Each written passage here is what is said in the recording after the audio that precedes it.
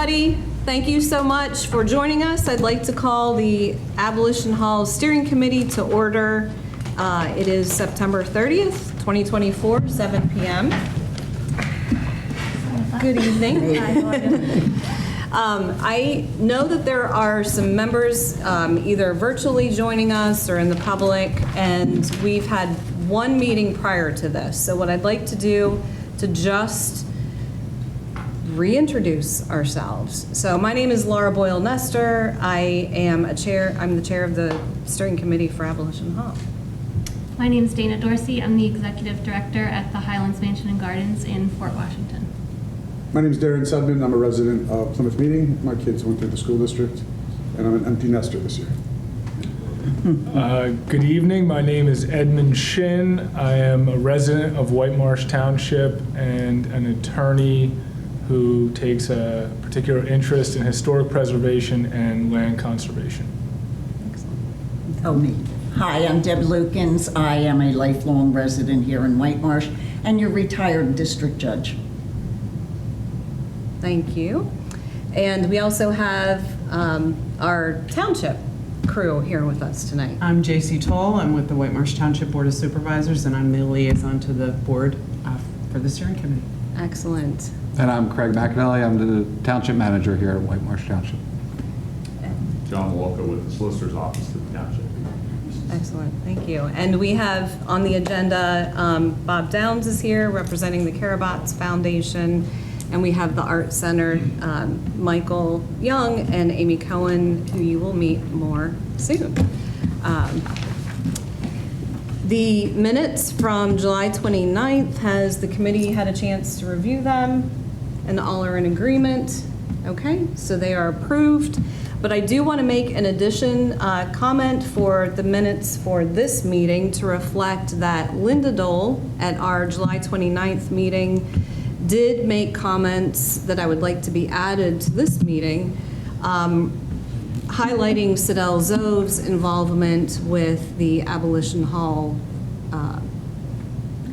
preservation. So you want to just add that to today's minutes? Yes, or do you want me to please. change the? Nope, add Okay. them to today's, please. Can I just also add a Sidel Zove and the Friends of Abolition Hall? There's a whole group of us. You wouldn't be sitting there if it wasn't for the origination of that group and Sidel's Thank leadership. you. The emphasis placed on me, please. Thank you.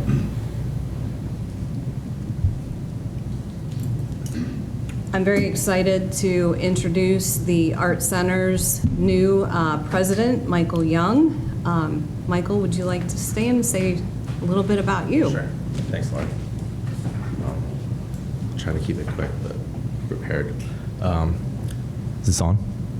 All right. So just the. Is that on, Mike? I don't know. Can you hear it? Craig, Okay. how many, excuse me one second, Michael, are there many people virtually? One. One, okay. I just want to make sure everybody's able to hear. Perfect. Can you hear? Yeah. Okay. So my good friend Dan Zuena made the difficult decision to step down from the board of directors after years of hard work and dedication. We appreciate Dan's commitment to this community through the many people he's recruited to our organization, new teachers, and meaningful events we've been running under his leadership. Considering the opportunity to move operations over to the Corson Tract, this new dynamic of relationship with the township, it became apparent that the Art Center would benefit from new leadership to continue driving the organization towards success on these fronts.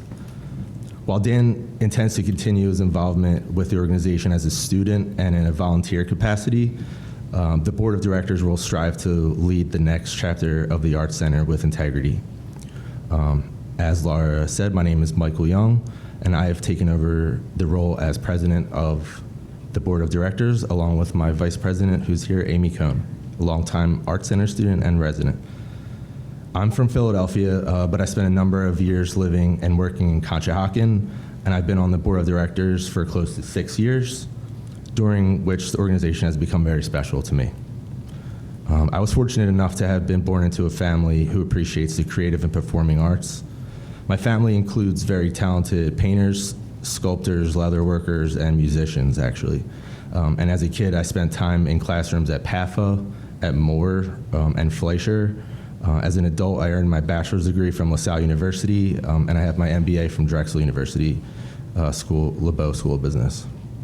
I'm keenly aware that most kids will not have the same opportunities that I had growing up, and I've always felt a desire to share what was so essential to my development as a young person. I share a deep commitment with a core goal set forth by the Karabots Foundation to provide programming and resources to underserved youth. Truthfully, that was one of the main reasons for joining the board of directors. I was having a conversation with Dan and basically told him I'm interested in gaining leadership skills in that way because that's something that I wanted to do in my life. So he brought me on the board with that in mind.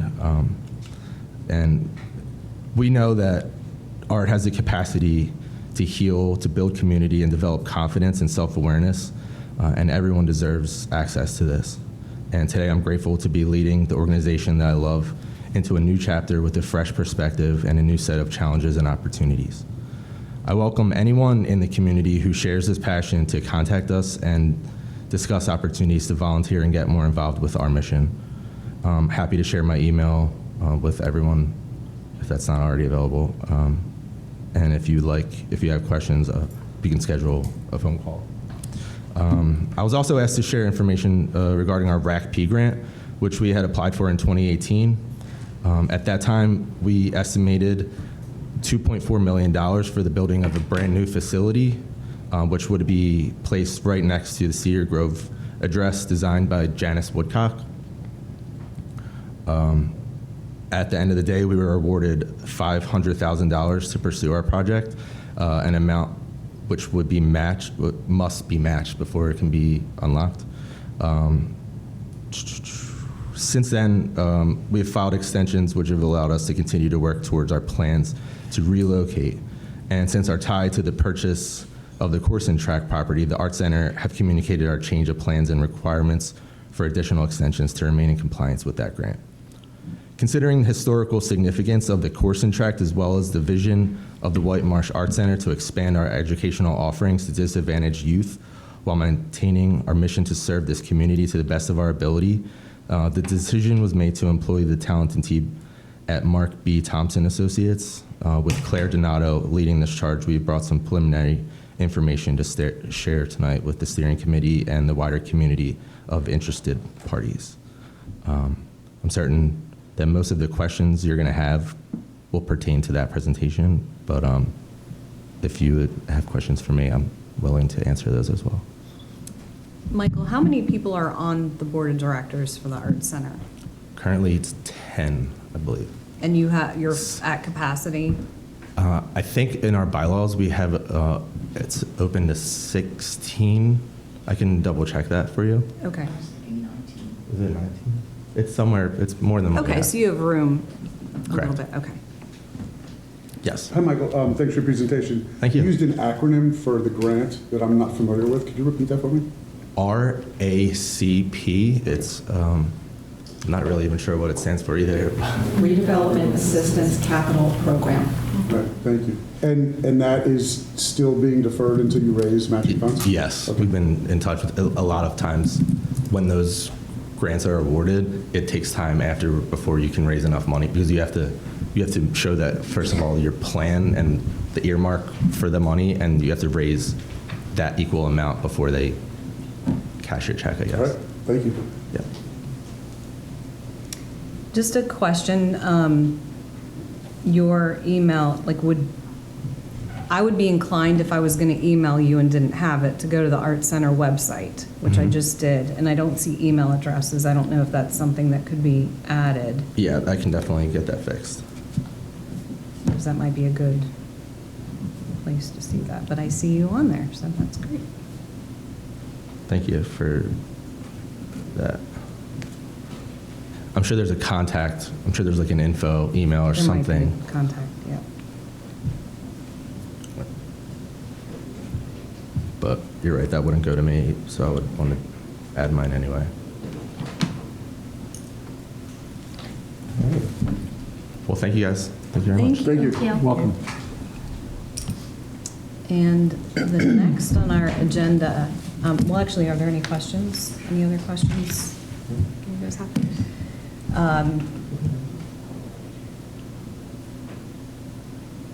Claire, would you like to, and just explain a little bit about your background, and I know that the group that you are connected with.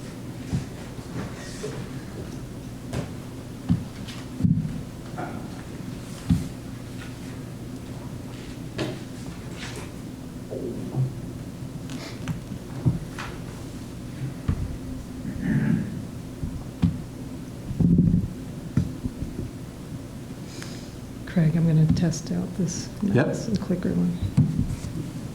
If you see anyone trying to come in, can you just let them in? You have my cursor now.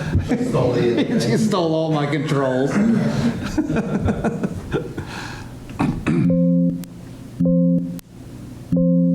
if you could start the slideshow. Can you start the slideshow?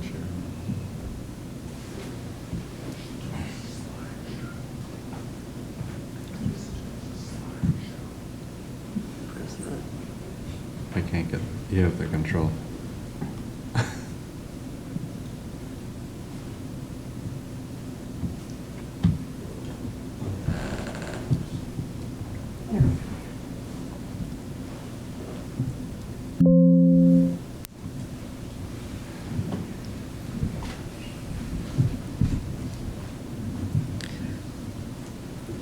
Thank you. I'm Claire Donato with Mark Thompson Associates. With me here tonight is my colleague and longtime associate, Renee Justino.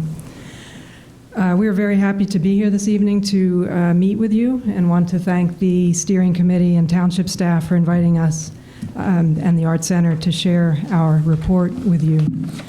MBTA has been engaged by the Art Center to assist with developing a vision and a plan for preserving and occupying the buildings at the Corson Tract.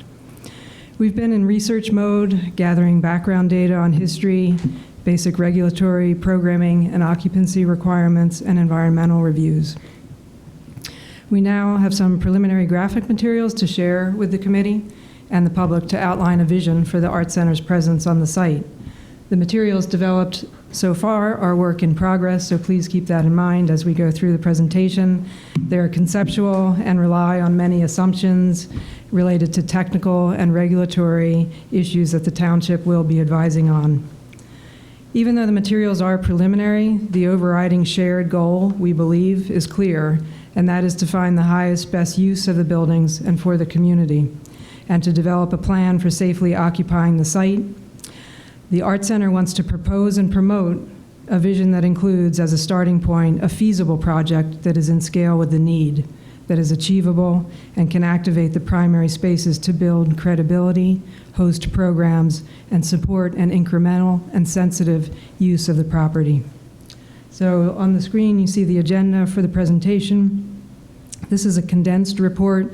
It includes a short briefing on some of the background information and analysis, a presentation of the proposed conceptual design framework, and summing up with a look ahead to the next steps, phasing, and schedule.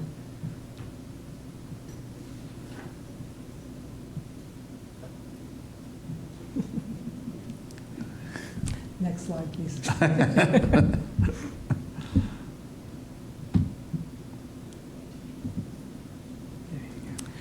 So we're Mark Thompson Associates, MBTA. For over 50 years, we have provided architecture and planning services to nonprofit institutions, historic sites, and campuses as they plan for growth and change. We've been honored to work on a range of project types and scales in our region and beyond, including, starting at the bottom left of the screen, the Fairmount Waterworks. For over 30 years, we have assisted 2 City of Philadelphia agencies. That's the Philadelphia Water Department, and initially what was called the Fairmount Park Commission, now Philadelphia Parks and Recs. And in addition to the 2 city agencies, the nonprofit Fund for the Waterworks. We've worked with them over 3 decades to transform and adaptively use the city's historic water pumping station as a public park, educational center, and event venue. Woodford, on the top right, Woodford Mansion, is one of several 18th century Fairmount Park historic houses that we have restored. Others have included Lemon Hill, Strawberry Mansion, Belmont Mansion, and Letitia Street House. For Woodford, we began working with them after a devastating fire and restored them. Thankfully and miraculously, their collection of furnishings was not lost. And we worked with them to restore the whole property after the fire. We've continued to work with them over the years to expand the interpretive spaces throughout the house that are open to the public, as well as recreating a lost 18th century feature, which was the piazza on the back of the house. The Woodlands at the center and the top, Woodlands Mansion, 50-acre property in West Philadelphia, originally the estate of William Hamilton. The remaining buildings are the mansion house and the stable dating to the 1760s to the 1790s. We've worked with the Woodlands, also a nonprofit, for maybe 10 years, 12 years now, working on aspects of restoring both the mansion and the stable, as well as preparing a master plan for the entire 50 acres. The Colonial Pennsylvania Plantation in the bottom row center, our projects with that site included working with a nonprofit group that interprets the 17th and 18th century farmstead with living history programs in Ridley Creek State Park. Our work included restoring 2 barns, the farmhouse, and several outbuildings. Our work with campuses includes, shown on the top left, West Point, the U.S. Military Academy. We created a new visitor center, reconfiguring existing buildings and part of the campus that they inherited from a former institute or a separate institution to help it become more part of the West Point experience, including reorienting views that were not available from the site overlooking the Hudson River. We've continued to work with them on renovation and expansion projects of other buildings on their campus. And at Villanova, we've worked with the university on both new construction, including for their basketball training center, as well as transforming the central campus with new landscape to connect all of the buildings of the 24-acre central campus. Next slide. As an example of our experience with the restoration of a designated and much loved and recognized historic site, these before and after images show some of our work with the Fairmount Waterworks, which included assisting with the formation of a nonprofit to work with the public entities in support of major capital and restoration campaigns over many phases. The projects included adaptive reuse to activate space within the buildings in new ways, and using documentary and physical evidence to recreate missing features to restore an important sense of place, both with the landscape and public park, as well as the building interiors. Next slide. So, course and tract. We are grateful to have had an opportunity to speak with Roy and Ann Wilson about the history of the buildings and the property. We were inspired by our conversations with Roy and Ann and the information they have shared, and hope that is apparent as we talk through our concepts and ideas. With the Wilsons' assistance, we started to put together key dates to develop a chronology for the property. This is something that we can continue to build on as new information becomes available, and we can refer back to it as decisions need to be made regarding changes to the buildings. The significance of the property is related to its early construction, its role in the anti-slavery movement, and as the home and studio of several generations of artists. Understanding the deep and rich history of all that has happened here, that others have spoken to, what is notable as we are looking ahead to the reuse of the buildings, and worth emphasizing, is that this property has a very long history as a place for the community to gather. It is also a place to celebrate the history and importance of community-based arts and local artists. Next slide. The nomination statements for the National Register for Historic Places are important documents for defining the scope of the National Register designation, as well as the significance and basic description and history of the property. They typically include narratives, some short, some long, photographs, maps, and illustrations, some of which you see illustrated here. This property has 2 designations, One designation is for the course and track property with particular focus on the 3 buildings. The other designation is for the Plymouth Meeting Historic District, which includes the course and tract. A lot of focus has been on the recent developer proposal for the tract, but perhaps it's helpful to reflect on the longer time frame and the vulnerability of the property going back to the late 1960s and the threat of destruction from the proposed rerouting of Germantown Pike and Butler Pike. It was this proposal that prompted the designations that have helped to protect the property more recently, with the overall interest in preserving the character of the village. Next slide.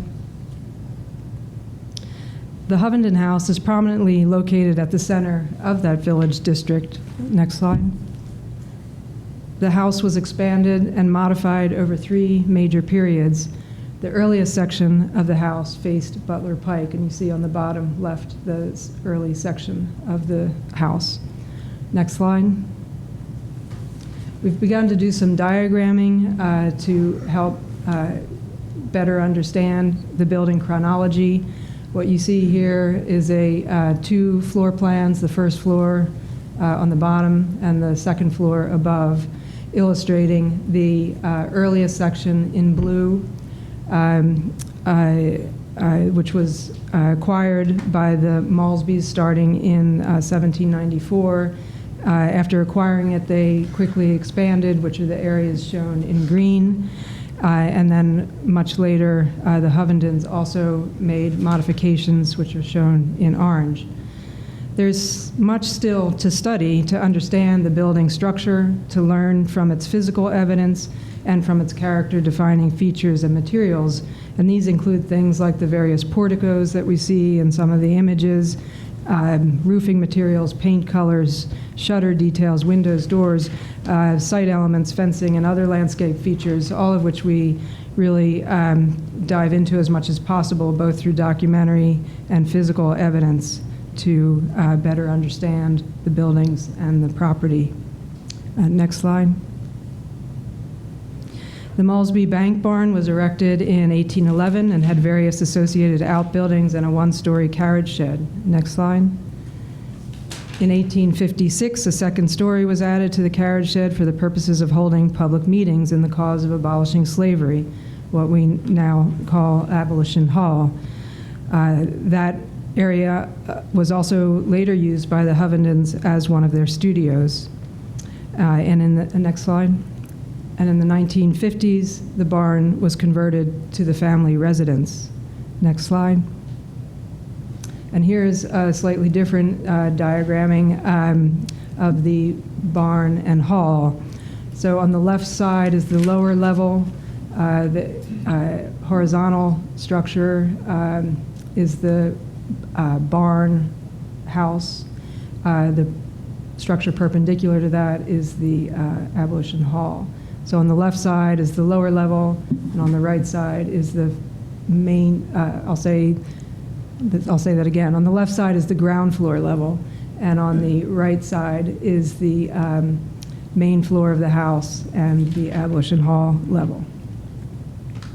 For sites with this level of complexity and significance, and using the documentary evidence, we find it helpful to diagram the level of integrity of the extant structures and features to guide us in determining which areas, from a preservation perspective, have the least flexibility for changes and alterations, and those that have the most flexibility for adaptive use and changes.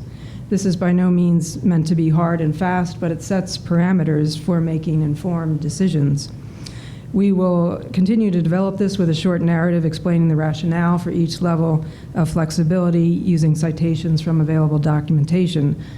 For now, red connotes the areas with the most limited flexibility, and those include the exterior walls, the bank barn landscape feature fronting the house and barn, and the public space of Abolition Hall. Yellow, areas with more moderate flexibility, and green are areas that have been modified the most or have the least remaining historic fabric. Again, this helps us underpin proposed concepts for the adaptive reuse of the buildings within a rehabilitation framework. Next slide. As we look for optimal way to begin to use the buildings, want to recap what needs to be addressed with the proposed concepts for commercial and institutional uses. Remember, these have been residential buildings for their entire life so far, other than agricultural. So we will be needing a change of use, both from zoning and from building permitting. So recapping what needs to be addressed with the proposed concepts for commercial and institutional use, there are many regulatory and safety issues that don't make this a straightforward transition from a residential to those uses, and will need the township's guidance on assumptions about certain issues. For educational and program uses that are contemplated, we need to plan for spaces that are safe and accessible, that have adequate utilities and building systems like heating, ventilating, cooling, electrical, water, sanitary. We'll need accessible restrooms. We'll need life safety systems, and all of those things work together to provide the necessary permits and certificates of occupancy. For the Art Center programming and use, they require 1 to 2 classrooms. They require storage and support space, classroom furnishings and equipment, administrative and some meeting space, as well as exhibition and display areas. There will also be cooperative partnerships, of course, with the Karabots Center and programs that will be supporting their mission. There could be the potential for programming partner space on site. There's possibilities for rental income, public event and meeting spaces. There's outdoor uses, sculpture gardens, performance, etc., parties and events, weddings. So there's many aspects of this to become a public space that really need to be taken into account. The Art Center's specific program needs are at the top of this chart, and I apologize that it's hard to read from the seats.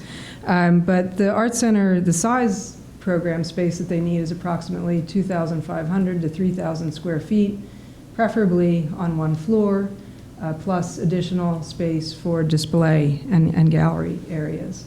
The quality of those spaces needs to be accessible, welcoming, flexible space with natural light, good air quality, and ventilation.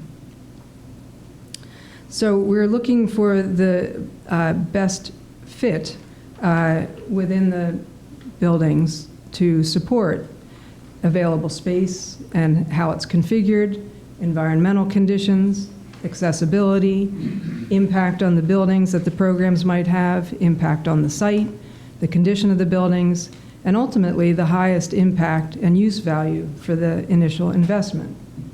So what we have on the left side, just go through it a little bit. The top category is the available space. Below that, environmental reports. Below that, accessibility. The next category is impact on buildings with several different qualities, impact on the site, existing conditions, and then phase 1 cost. So then the Hovenden House is on the left side in yellow, and Malsby Barn, Abolition Hall on the right. And just comparing each of those categories. So for example, we're looking for around 2,500 square feet for classrooms and art center programs. Hovenden House, first floor, is about 1,850 square feet, whereas the floor plate of the barn in Abolition Hall is about 2,400. We've had, I guess, both the township and the Art Center have had some testing done on environmental conditions and materials, and none of these are showstoppers or game changers, but there are some issues and materials, some at Hovenden House and some at Malsby Barn. In terms of accessibility, we have reasonable opportunities for on-grade entrances, exits, and accessible elements at the Malsby Barn and Abolition Hall on the ground floor level, whereas Hovenden House it's multi-level, it has compartmentalized spaces, may not be as conducive to providing an elevator or lift and the modifications that go along with that, or having sufficient clearances for accessible elements. In terms of impact on the buildings, we're looking for things like suitability for educational use, for public space, art studio use, administrative use, compatibility with prior uses, change of use and code requirements, and impact to historic character or significance. And again, the lower level of Malsby Barn and the hall have reasonably flexible spaces that can be reconfigured with limited impact to historic character and the structure. The lower level of the hall also previously served as an art studio, and it was constructed and fitted out for this use and suitable for wet activities and frequent wet cleaning. In terms of the impact on the site, both have strong character in terms of how they're positioned and relate to the public spaces.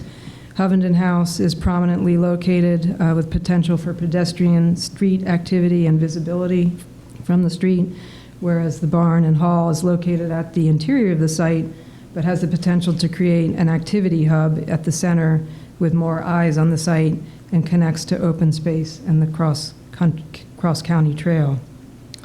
In terms of existing conditions, further assessment is needed for both buildings, of course, but there were no observed conditions that warrant significant concern regarding rehabilitation goals. And in either case, building rehabilitation for commercial use and programs will require new systems and major upgrades. Next slide. So some photographs with the barn and hall on the left side and Hovenden House on the right side, just giving you a sense of some of those character traits with the lower level of the house, barn, the garage doors provide large openings suitable for bringing large things in and out. It's also, you see with the door open, can create sense of space, views, light, good accessibility, that the access to both sides of the building is easily accessible on grade for both accessibility and building code issues, and then the connection to the meadow. The Hovenden House, more floor levels, steps between rooms, narrow doors and passages, but still very useful building, of course. So on the prior slide, there were some check marks, and we were just looking for useful initial advantages for the educational and public uses, and those seem to be centering around the first floor of the Hovenden House and the first and second floors of the barn and hall. Next slide. So we'll need to review regulations for the site design with the township. These include things like permitted uses according to the zoning code and the change of use, planning for a reasonable number of on-site parking spaces, setbacks for parking, and then requirements for roadway design and safe ingress and egress onto the property from Butler Pike, which includes distance between driveways and visibility from the main road. There are also some cooperative planning opportunities like the cross-county trail and proposed parking trailhead, and potentially some neighboring parking on Germantown Pike, and just shared opportunities for public space and stormwater management. Next slide. So the Cross-County Trail is an important related project with opportunities for community connections to the property. I'm sure many of you are aware and have seen these drawings. The alignment that's proposed crosses Butler Pike close to where the farm gate is and would follow the mown path on that side of the property, and then quickly turns and leaves to the adjacent properties. At the neighboring property, there's a proposed trailhead and parking. Next slide. This is a screen capture from the drone photography that was done for the trail planning. This is looking across Butler Pike to the Corson Tract. You can just see in very faint yellow arrows that show the trail alignment, but provides a nice sense of the property and orientation. And next slide, when we start to look at that in plan. So that view would be from the top of this plan, looking across Butler Pike, across the whole property, with Hovenden House at the top left of this site plan, the existing driveway to the right of that, and then the barn and Abolition Hall to the right and just below that. On the far right, you see the approximate alignment of the cross-county trail. So next slide. So looking at the existing site opportunities and constraints, just starting with on the right with the connection to the trail and parking, there's a potential there to benefit from both the access that the trail provides, people arriving by bike or by car, so that we can make use of that parking without having to put too many on-site parking spaces. There's the incredible view shed across the meadow between that right side of the property and the barn and Abolition Hall. On Butler Pike, the existing ingress and egress to the property for vehicles is quite constrained. But the advantage is we have a very long street frontage and the potential to consider perhaps another driveway to make that condition safer. At Hovenden Hall, we still have connection to the pedestrian sidewalk and the scale and walking paths at the intersection that can connect people into the property at that pathway. And then the sun orientation north is to the upper right, and then you can see how the sun travels across the property. So in terms of opportunities around the buildings, we see two frontages at the intersection of the buildings at the interior of the site, and those are indicated by those white rectangles. One is an outward or public-facing orientation towards the busy road and the open meadow. The other is more inward-facing to a setting that we can imagine as a walled garden or a campus quadrangle. Our initial focus is around this intersection and its ability to interface and connect the public-facing mission with the institutional programmatic needs and the setting. Next slide. Our design approach will recognize and preserve the important history of the buildings. At the same time, the proposed new access and architectural features should be interpretive of the past, complementary to the existing buildings, and visually exciting to connect to the Art Center's mission as an arts institution. We are inspired by the images that are evocative of a farmstead. We can clearly see an ensemble of primary buildings, the house, the barn, the carriage house, the hall, interacting with small, simple outbuildings that support and reinforce a sense of place and suggest the potential to create a coherent campus. Over time, these buildings included agricultural uses, but also included Hovenden's studio. One of the features that we see in these images on the barn, now the house, is a corn crib that suggests some potential useful configuration for how we are thinking about the buildings. Next slide. We are proposing to situate two small additions at the outward and inward-facing corners at the intersection of the barn and Abolition Hall. These new interventions would use massing materials and reflect the character of the former outbuildings so that they are secondary to the barn, the hall, and the house, but are strategically located to create a central core for reception and circulation that ties the buildings together and the programmatic uses radiate from it. The outward-facing entry sequence would connect to the meadow and to the arrival onto the property and through pathways connecting from the driveway to the entrance. The inward-facing quadrangle or walled garden area would have a second small addition, which we'll enlarge in a moment. That creates the more internal setting, and while no one is contemplating this right now, but one could imagine if, as future building sites are contemplated, that the area shown as a dotted rectangle could really begin to reinforce this idea of an enclosed garden and campus quadrangle.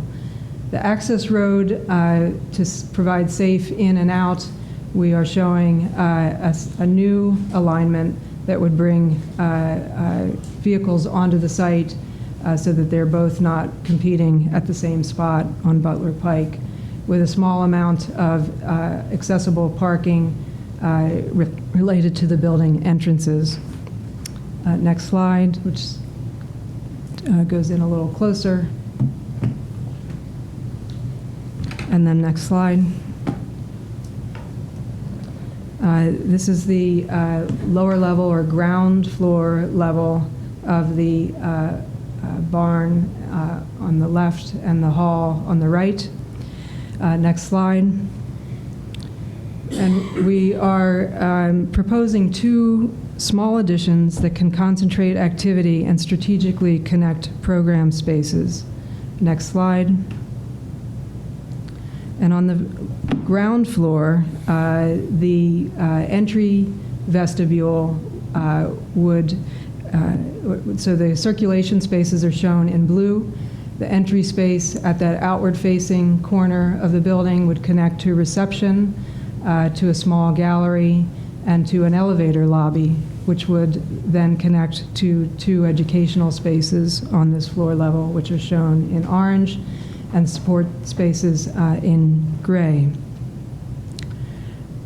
The elevator lobby is one of those circulation spaces, and I think everyone understands how critical it is to provide public and accessible access to all floor levels of these buildings.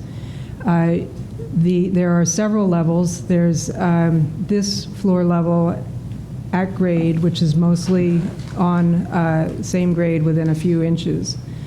The next level is the main floor level of the house, and then a few feet above that is the floor level of Abolition Hall. So it's critical to get the location of the elevator right so that it can serve the public access to all of those important spaces, both educational and public use.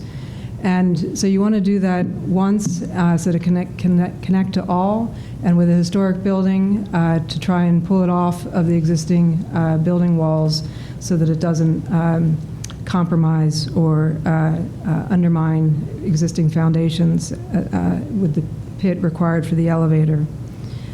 Next slide. So the elevator would take you up to a second floor. If you could, next slide, advance. The yellow again shows the limited extent of the proposed additions. You see the roof below at the outward-facing corner of the entry vestibule, and then the addition in the footprint or location of the corn crib of the barn would create a landing area for the elevator. Next slide. And that highlights again the program areas, with blue being circulation.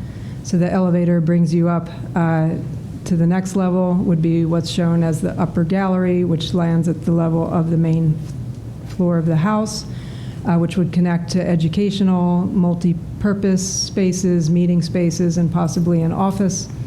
And if you continue another half level up, that would take you to the Abolition Hall lobby.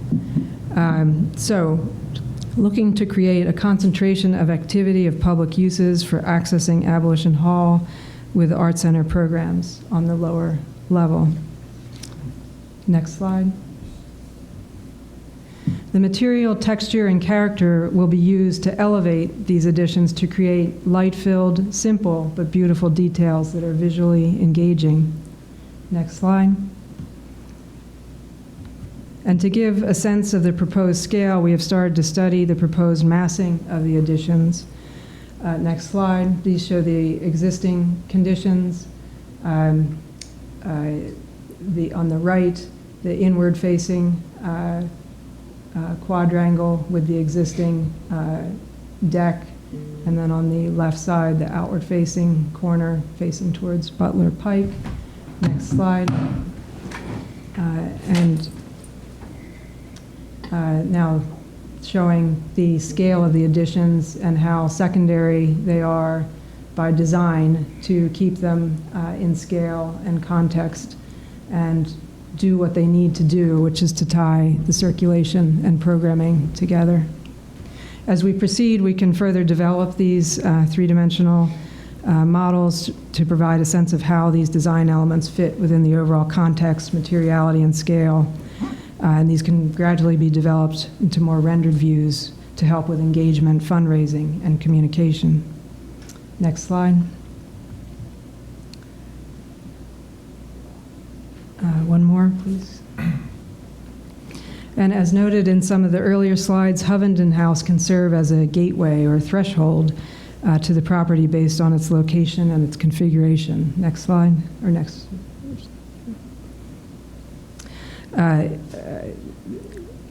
So yes, tying together use of the first floor at Hovenden House with the activities and this central point of activity at the other two buildings and the access points on the property.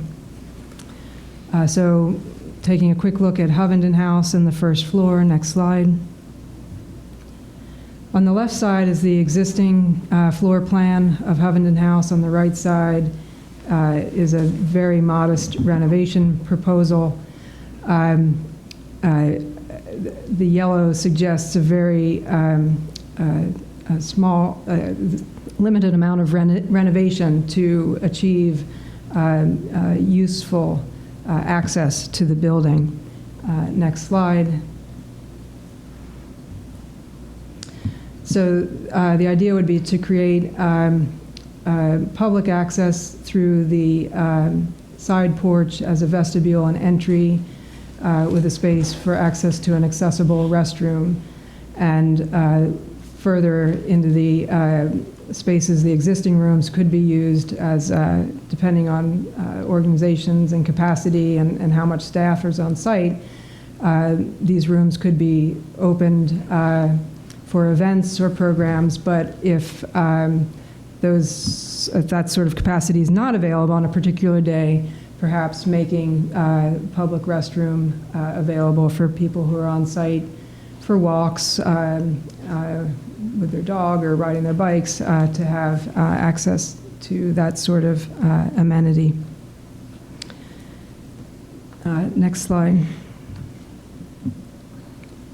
So summing up, roadmap for implementation. And I think it's important to explain for those who may not know that our services have been engaged for an initial planning phase, which is the area shaded on the left, to help the Art Center in developing a cohesive vision for their presence on the site, as well as recommendations for how to accommodate their program needs on the site. We will also be preparing construction cost estimates, as well as a look ahead to the planning that would be required, including schedule, budgeting for professional fees and the types of services that would be needed to carry this project forward through permitting, bidding, and construction. So the next level of development would be phase one, and that would involve really targeting a scope of work that can be supported with available funding for a phase one implementation.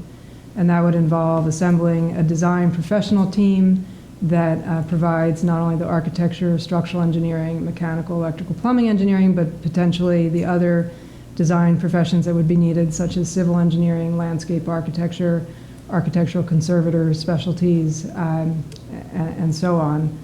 And also possibly owners' representatives with expertise in the RACP grant process an interpretive planner, historic research, grant writer, development support, all of those things that go along with advancing the project through the design and documentation phases, which you see outlined in the central column, which get us to permitting and approvals, and then finally to construction.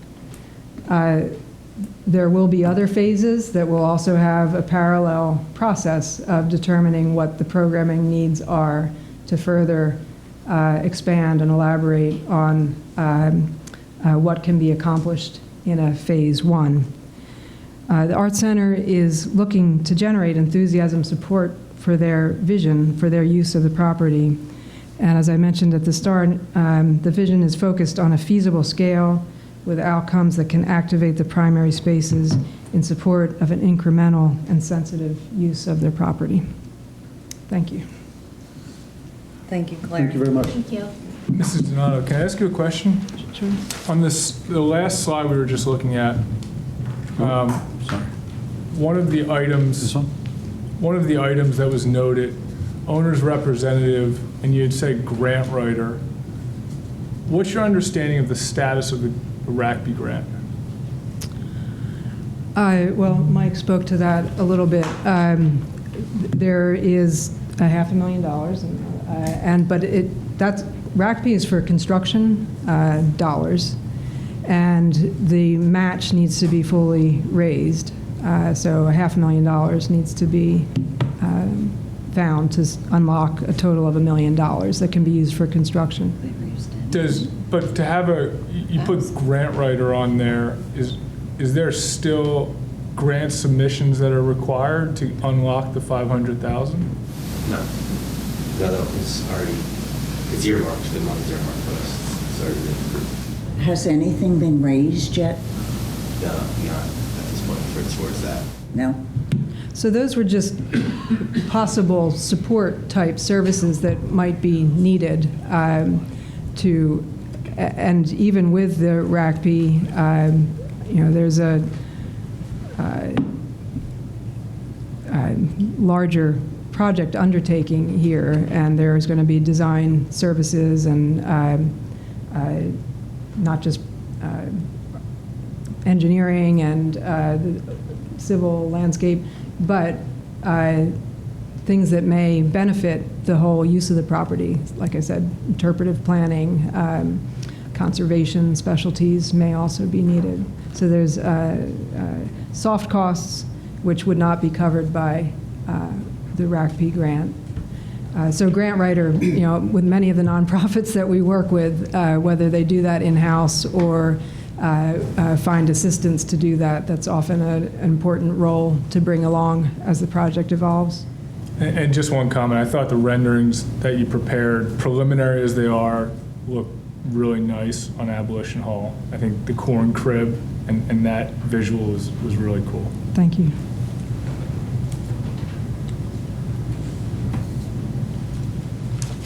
Feel free. Ask. Oh, thanks. Yep. Claire, thank you very much. That was very educational for someone like me who's never done historic architecture. Question, in terms of the context of how you came to do this, there's a document that kind of outlines what buildings will be used for what, and you made reference to trying to figure out what the best use is. So when you came to this project, what were you asked to do? Were you asked to figure out how the art studio could use Hovenden House? Were you asked to look at the buildings and tell us what building would be best for an art center? Can you give us a little background? A little bit of both, and I'll ask Mike to jump in too, but it was a fairly fluid understanding of what would make the highest, best use for the spaces that are available. And with things like safety and accessibility being key to public use and an art center, and as professionals, we need to kind of keep opportunities open to consider. Okay, and then the plans for the barn and Abolition Hall were very descriptive, easy for someone like me to figure out what you're going for. The one for Hovenden House, I'm not as clear about, especially like the second and third floor. Right, so that would not, what we're looking at is a phase one project that's something that's implementable and has pretty strong boundaries around it and a purpose for doing it. Expanding into the second and third floor at this time for Hovenden House seems like a stretch. And the focus is to really develop that activity hub on the campus, I'll call it, for not just the art center, but for public use and for programming that the Karabots Foundation is looking to support. Okay, thanks so much.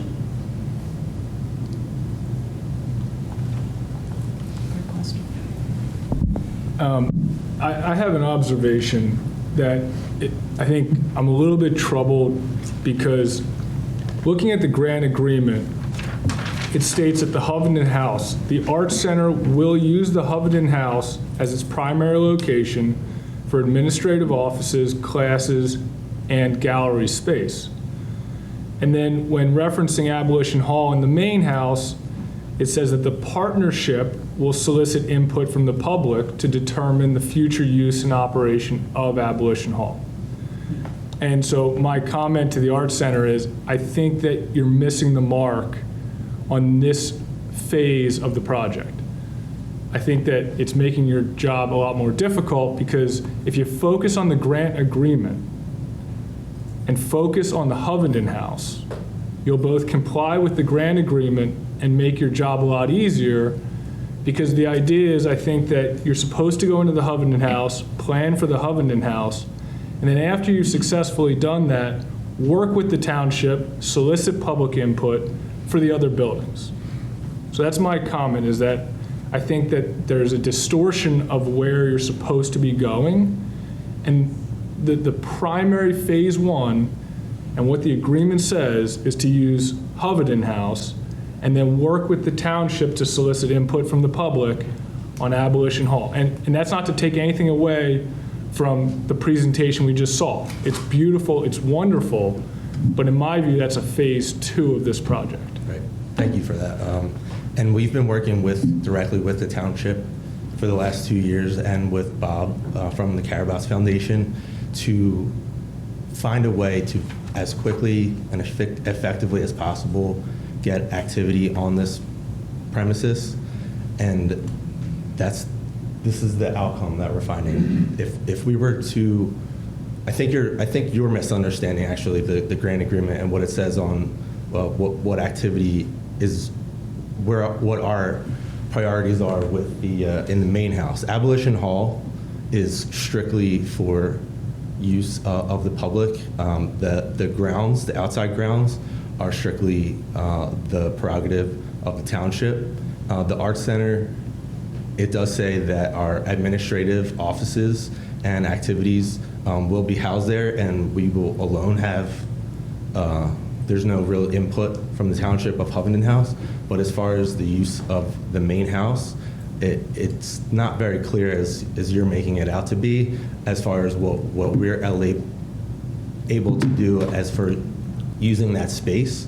And in the last 2 years of us trying to find a way to the best path forward, this is far and above the best option. So just for the benefit, appreciate that. Just so for the benefit of the public, the grant agreement says the main house and its outdoor areas shall be used by the partnership, Whitemarsh Township and the Art Center, for a public meeting space and for educational and art center programs. Okay. The partnership agrees to gear programming and opportunities to appeal to and attract local, underprivileged, disadvantaged youth so that they can gain exposure to the arts and other cultural and educational opportunities offered and enjoy the space and surrounding areas.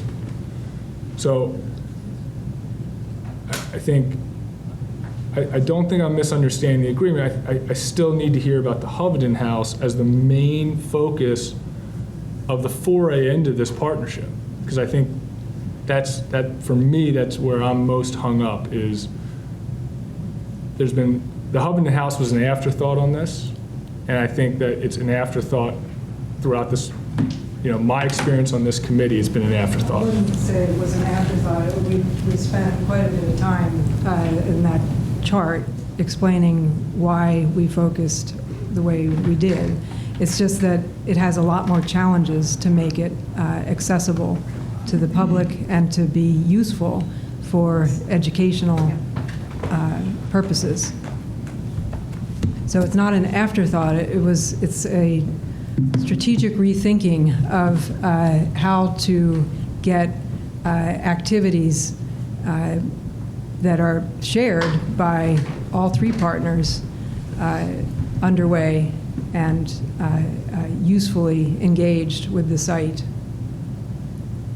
I think I understand what both of you are saying. I do agree with Ed that throughout the presentation where I actually really appreciated, and obviously you have plenty of experience with preserving the historical aspect while making the space useful for modern day purposes. And obviously we all see that the larger spaces like Abolition Hall and the barn, they have more open spaces, so they do have more access for upgrades. And the Hovenden House has, it's an area where the historical accuracy kind of dictates how it can be utilized. But that's something that still needs to be there needs to be a plan for it and needs to be conversation. Just saying, giving it public access with people walking and can come and use the bathroom, that's something that needs to be well thought out and planned, because it's still being used publicly. Of course, all of it needs further development. This is very preliminary. And I appreciate everybody's comments thus far. It is preliminary, and I just want to be clear, this is not I don't even want to say approved plan. It's not the steering committee's job to approve that, but it's not even, this is something that the Art Center commissioned, your group to review, and you've done that. So this is the first that this is being seen by the steering committee as a whole and the public. So I appreciate all the questions and the dialogue, and I think it might be helpful if we jump ahead just for a moment. We can come back and talk further about the plan, but Bob, would you mind? This might be a good point for you to share your insight, because it is a little flipped in the thoughts with Hovenden House. But Hi, I'm Bob Downs. I'm from the Karabots Foundation, and my original purpose for coming was just to share a little background as to how and why we got involved with the effort to save Abolition Hall. The how is easy. It started on a Monday morning. I remember it vividly. I had just heard that Hovnanian pulled out of their development project at the site. July 20th. Okay. Well, I don't remember that well, but I'll take your word for it. So I called Charlie Guttenplan, and I said, I asked for confirmation. He confirmed it. And I said, really? I said, well, the obvious question is, when's the township going to buy the property? And he said, when you partner with us. And I said, oh, okay. It's interesting. And I said, you need a partner? And he said, yeah, we need a partner. And I said, well, how much money do you need? He shot back immediately, how much you got? And we both laughed, and eventually he told me there was about $2 million in the township open space funds, and anything in excess of the $2 million he would need, we would have to come up with. And I said, all right, let me think about it and let me discuss it with Mr. Karabots. I went in shortly thereafter and relayed my conversation with Charlie.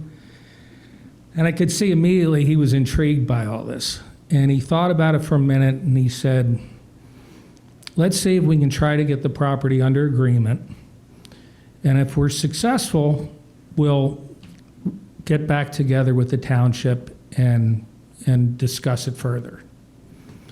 So I reached out to the Wilsons' attorney and got the ball rolling. Eventually, the Wilsons accepted our offer, and we proceeded to re-engage with the township. It was Charlie, Fran McCusker, and Rick Meller came in, and presented their ideas. It was a good, productive meeting. Mr. Karabots liked what he heard from the group, and things progressed from there. Sadly, he passed away before we got the grant completed and the property closed. But Mrs. Karabots and her family felt very strongly about fulfilling the commitment to fund the grant and continue the vision that Mr. Karabots had expressed such interest in. So it all started with Charlie on a Monday morning, and I'm not sure I'd be here if it weren't for that conversation and where things went from there. The why is also fairly straightforward. There are two reasons why we got engaged. The first, or one of the reasons I should say, was to preserve the history. Mr. Karabots had a love of history, and he thought this was a very important property and needed to be protected and preserved for the long term. The other reason was he saw it as an opportunity to fulfill the Karabots Foundation mission, which is helping underprivileged youth by giving them a hand up as opposed to a handout. And this stems from his background and upbringing, and in case you're not familiar with it, he grew up in the Bronx, and in a very poor family. He would take the subway at age 10 to Manhattan and shine shoes all day and bring a bag or a pocket full of dimes home and give it to his mother so they could help make the family's ends meet. And later in life, in his teen years, he got involved in gangs. A lot of his friends were dying or ending up in jail, and he knew he wasn't on the right path. And clearly he wasn't going to live long if he continued it. He was given an opportunity to change course, and he took it, and he certainly made the most of it. And as a result, he's had a soft spot in his heart for similarly situated youth that aren't on the right path. And he found this helpful, or this ability to help these people was very fulfilling. I mean, Mr. and Mrs. Karabots have given a lot of money away over the years to a lot of different causes. And there's one in particular that has a special place in their heart, and that is the Karabots Junior Fellows Program. It started in 2009. He partnered with the College of Physicians. And the idea behind the program is that they would select a group of freshman high school students, and they would start the program in their sophomore year and continue for the next 3 years through high school.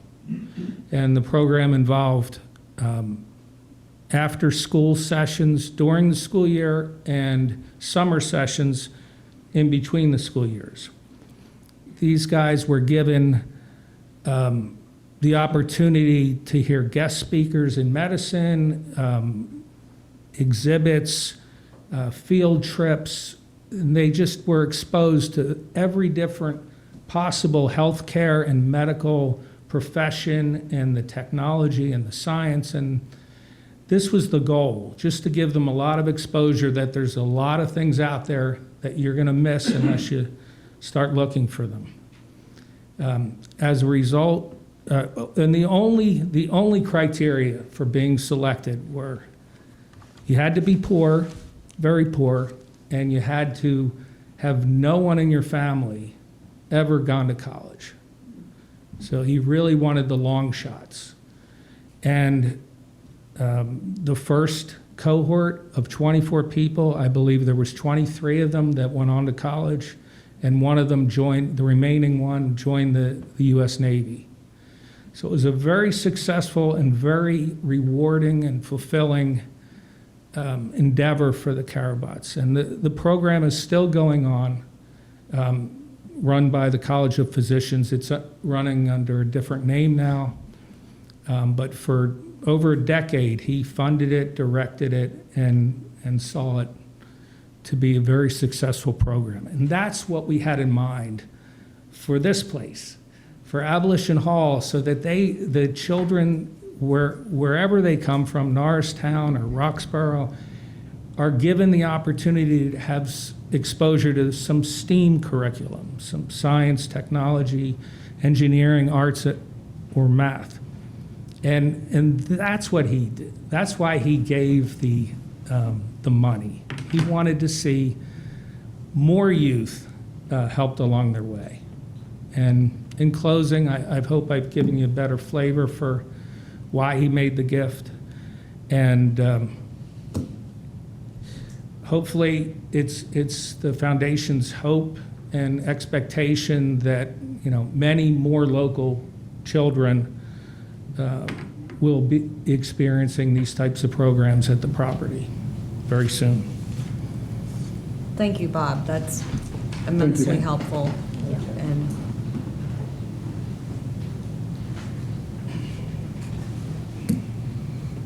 it's hard to follow that. I'm sorry. Lot to digest with Claire's presentation, and also so meaningful to hear about Mr. Karabots' story. But I do want to put it back for conversation. I mean, one of the components of the steering committee is public engagement. So that's what we're doing tonight, is to continue this conversation. And having the flip, Hovenden House versus Abolition Hall and the main house, you know, I hear more about the programming, wanting that to happen. Is there flexibility for it to be different than the grant agreement stipulated? I feel like there was I appreciate what you said, Michael, about the history, and the history is, for the Art Center's involvement thus far, is we don't need to go back and talk about what didn't happen. We're forward-facing now and wanting to move forward. So, you know, maybe there was a miscommunication or lack thereof, but trying to move forward. Would the Karabots consider, a change? Would it be also possible to have more programming? I think we just want to move forward and get things happening as quickly as possible. Yeah, from our standpoint, it has clearly flipped. I mean, there's just no two ways about it. That said, it's the original program was not the result of exhaustive studies. Okay, we thought through it and what would make sense, and we actually thought that the Hovenden House would provide the quickest ramp for the Art Center in terms of moving over and getting set up. And, you know, clearly there are some additional complications that Claire's raised, and rightfully so, about the code issues and zoning matters, things like that. We're willing to consider anything that makes sense. You just heard what our focus is. We want to see underserved, underprivileged youth start to benefit from programs at the property. So if it makes sense to start in the other building, then sure. I think the family and the foundation would be open to considering that. For the Arts Center, my background is construction. What Bob just said, I think, hit the nail on the head. The Hovenden House, from my perspective as a construction guy, has the easiest on-ramp to getting started, right? In my view, right? Like, you might not be able to host tons and tons of kids or have the biggest programs or the biggest exhibits, but it does seem to me as the most feasible on-ramp to getting on site. And then the thing I've struggled with is that I don't think this committee is the intent of the partnership on the other buildings, right? Like, I think the intent of the agreement is that the Arts Center goes into the Hovenden House, and then they work with the township in a collaborative fashion, having, you know, discussions with local interested citizens about how to do in the larger buildings, right? Trying to bite off a $2.4 million project. What was shown is incredible. That's going to take years to bring to fruition. That's the struggle that I'm having. Whereas Hovenden House, if you tear down what your expectations are and say, we're going to follow the grant agreement, go into the Hovenden House, and then work on the other stuff, I think, to me, that's a feasibility that gets you moving, gets energy over there. That's my view on it. Even if it's just the administration, like nothing has moved forward in this entire time, am I correct? And correct me if I'm speaking out of line. And as he said, we're all on the same page. You know, we will do anything to help you guys, but we got to get this moving. You know, I'm getting old, and I'd like to see, this is such a fabulous program. Is there a possibility of moving the administration over? And, you know, I don't think anybody's opposed that if you get so many students that you need more room, we'll happily open up the other buildings to you. But like, what can we do to help you? As it is, I think our development officer is starting to operate there out of the building. As far as administration, we have one employee that stays at the Cedar Grove property, and she's there usually during the daytime as like an additional person in the building for when children classes are there. So moving her out of that would leave a teacher up. They would need another person with them, I think, legally. Who is your development officer? Allison Boyle. Staff? Is that a staff member? She's on our payroll. Her and Nicole Lee are our two employees. Okay, so they're paid employees.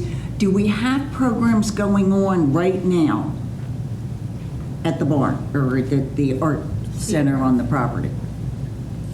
On this property? No, not this. We're in Cedar Grove. Cedar Grove. Yes, we do have programs going on. Like how many? 2 children's classes, I want to say 6 ceramics classes, a painting class. All right, wait, back. Let's do them. So the children's classes, how many are in each? Can we put them in the Covenant House? I know you're going to tell me we can't do ceramics because of the weight of Correct. the. For sure that's true. I heard you the first time. We would need the township to say whether a certificate of occupancy could be granted for all of the things that don't comply to a commercial use, which currently are not in place. And right now, the heating isn't working in Hovenden House.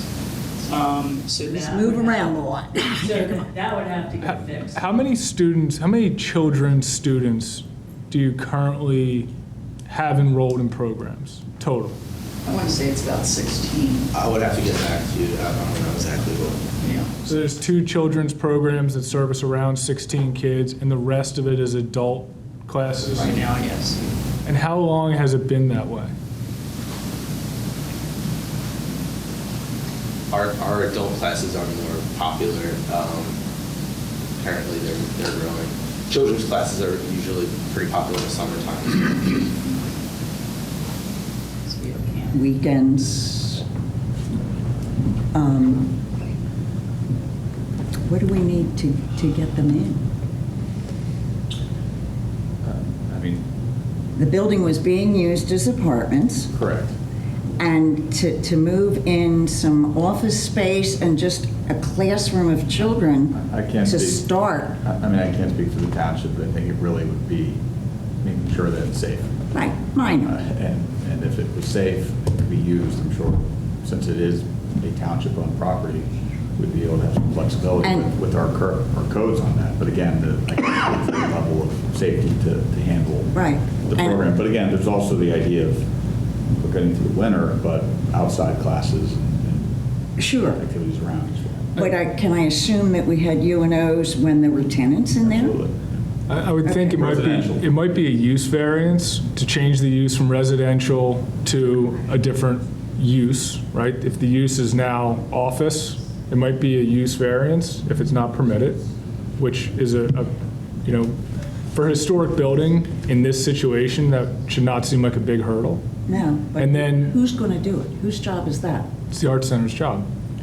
Okay. Did you know that? Anybody ever tell you that was, you guys were going to have to get Get what? the permits to move in there? Of course, I mean, We but that's, understand that. we would need to talk about the variances and what minimally would be required for, if we're talking about a classroom of young children, and whether things like accessibility code will be waived.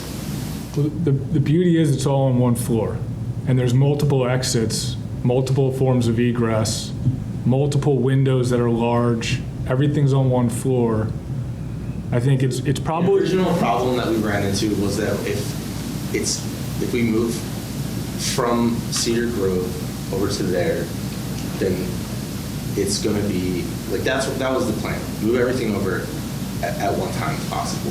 Right. The township offered to help us move all the Stuff. the throwing wheels and machinery and stuff. If we say we'll run a couple classes out of this building and a couple classes out of that building, now the township is covering both buildings. It's not ideal for either. Well, But we are now anyhow. I would think. When you say cover it, We're what, doing for, Cedar Grove, but we're not doing Covenant. not yet? Well, We're maintaining it. depends on what the covenant agreement says. Lights, lawn, We're covering it. with- apparently not the heat. There is no. Well, and That's just a new thing that we found out. yeah, and there's the entrance and the exit, and parking needs to be addressed. We were out on the property recently, and there are these, I don't know what they are, Well, black walnuts. black walnut balls. Yeah. And just walking around can be a little bit of a challenge as far as safety, I think, goes. And I think the other issue with the house is the fact that it's not completely level. When you walk through, there are steps up and down, so that can be a safety issue with kids.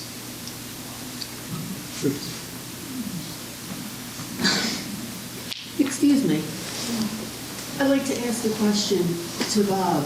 Would Can you come up to the mind- mic, please? Yeah, would you mind coming up So to the people- mic? Yeah, On the web, can you? and just saying your name, please. Hi, Barbara Seidenberg. I'm a resident. So when you were speaking of having program for these underserved communities, and you were mentioning STEAM programming, who does the Karabots Foundation expect to be providing that? Is that the Art Center? Yeah, or is that the Art Center put forth, that came from the Art Center. The STEAM curriculum, there was a whole section that was put in, I think it's section 2D1 maybe, I don't. It states, in implementation of its strategic plan, the Arts Center will use the Hovenden House to increase and broaden its class offerings to include STEAM, science, technology, engineering, arts, and math-based curriculum. So couldn't that involve, if they were doing STEAM, like the Hovenden House is, separate rooms and different spaces? It could be one-on-one, it could be tutoring, it could be music lessons. It could be a variety of things if it's STEAM and not just focused on one, Yeah, absolutely. We recognize that the Art Center didn't provide all of these classes right now. Right. And the understanding was they were going to broaden their curriculum to Okay. include them. Okay, so would it be a safe assumption to think that if they were moving in there, they would first be doing their fundamental art stuff before they would start expanding into an area that they have no experience with? Yeah, that would probably make sense. Okay, that was my question, thank you.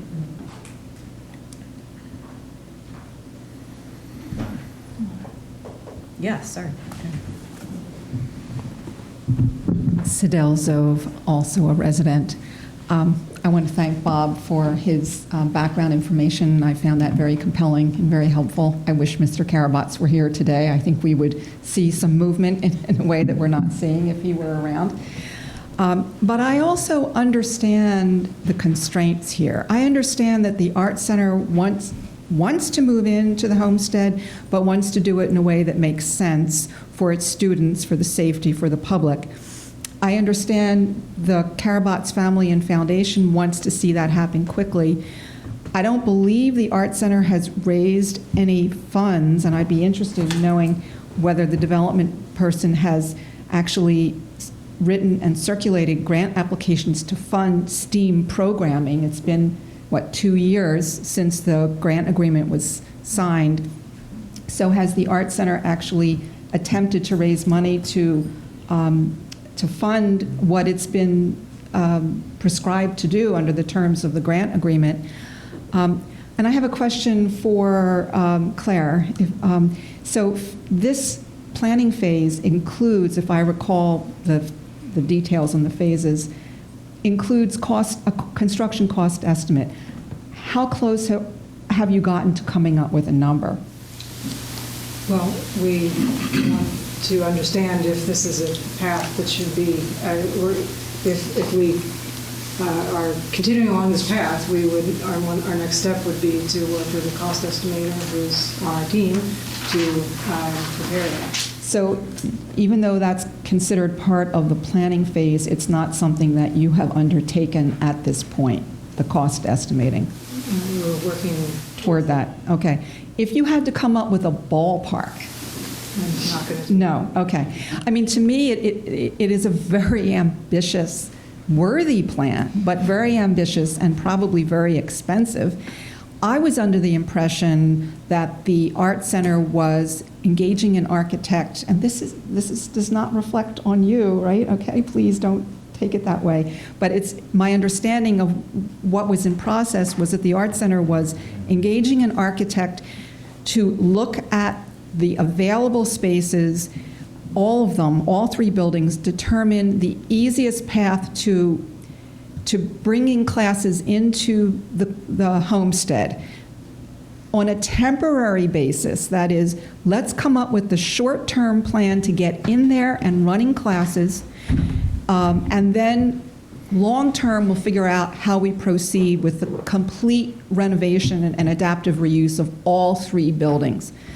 But that's not what I've heard tonight. What I've seen is a conceptual plan ambitious for the complete adaptive reuse and upgrading of Abolition Hall and the stone barn, the main house.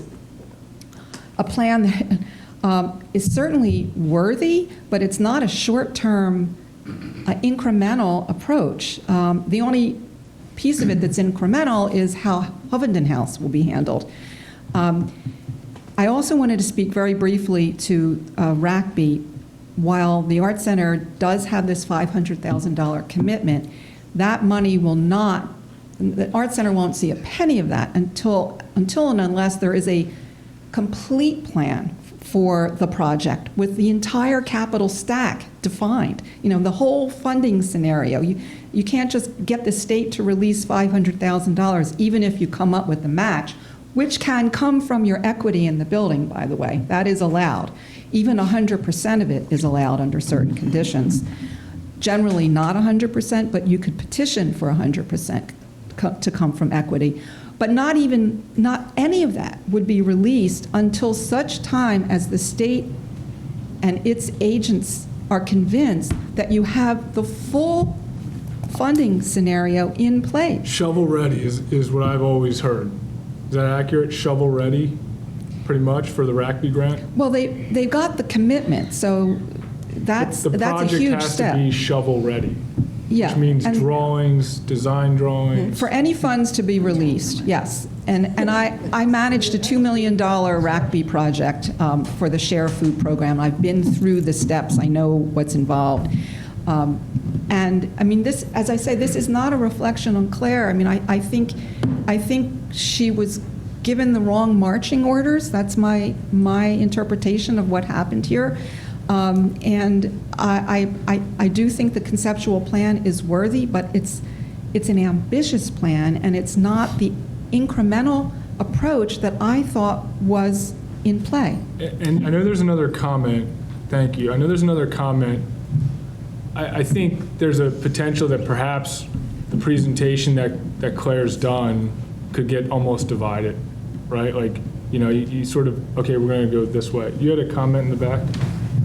I also, while you're coming up, I also want to, Michael, is it possible that the state would be accepting the real estate purchase for the match? Am I saying that correctly? I believe what you said is true. Yeah. Meaning that you would have the money already? Because it's been spent already, right? If they have the value of the property at $500,000. So then you have the money, we just need the plan. Well, you have part of the money. You have a small piece of the money. Michael, is your grant, is your COO, is that what you called her? Director of Development. Does she have experience writing grants, to your knowledge? Yes. Yeah? Okay. All right, then I think that's something I'd like to hear about next time, is where, where that preparation is, where that application is, because I think that's pretty critical. The expiration of it, but also clarity on, maybe you do have the money and we need the plan, and the state's waiting for the plan to be able to move forward with the next phase. So getting clarity for that on the whole art, and then getting to a phased one step of program. Yes. So I was really blown away by the quality of the work today. Your name? Louanne Merkel. Thank you. And the vision. At the same time, I'm, just an ordinary person. I'm a teacher. I taught art, and I've got a degree in international relations, politics, and have been involved in colonial area anti-racism and social equity alliance. So I'm coming from a grassroots place, and I'm just hungry to find out, where is the planning committee that brings together the arts and the history that we get to pass on to the kids? And I'm very aware that STEAM, science, technology, engineering, art, and math, they kind of stuck art in there later. It was STEM originally. And I'm keenly aware that history is not a part of that. And as we write whatever program, I just want to say, we need to get that H in there.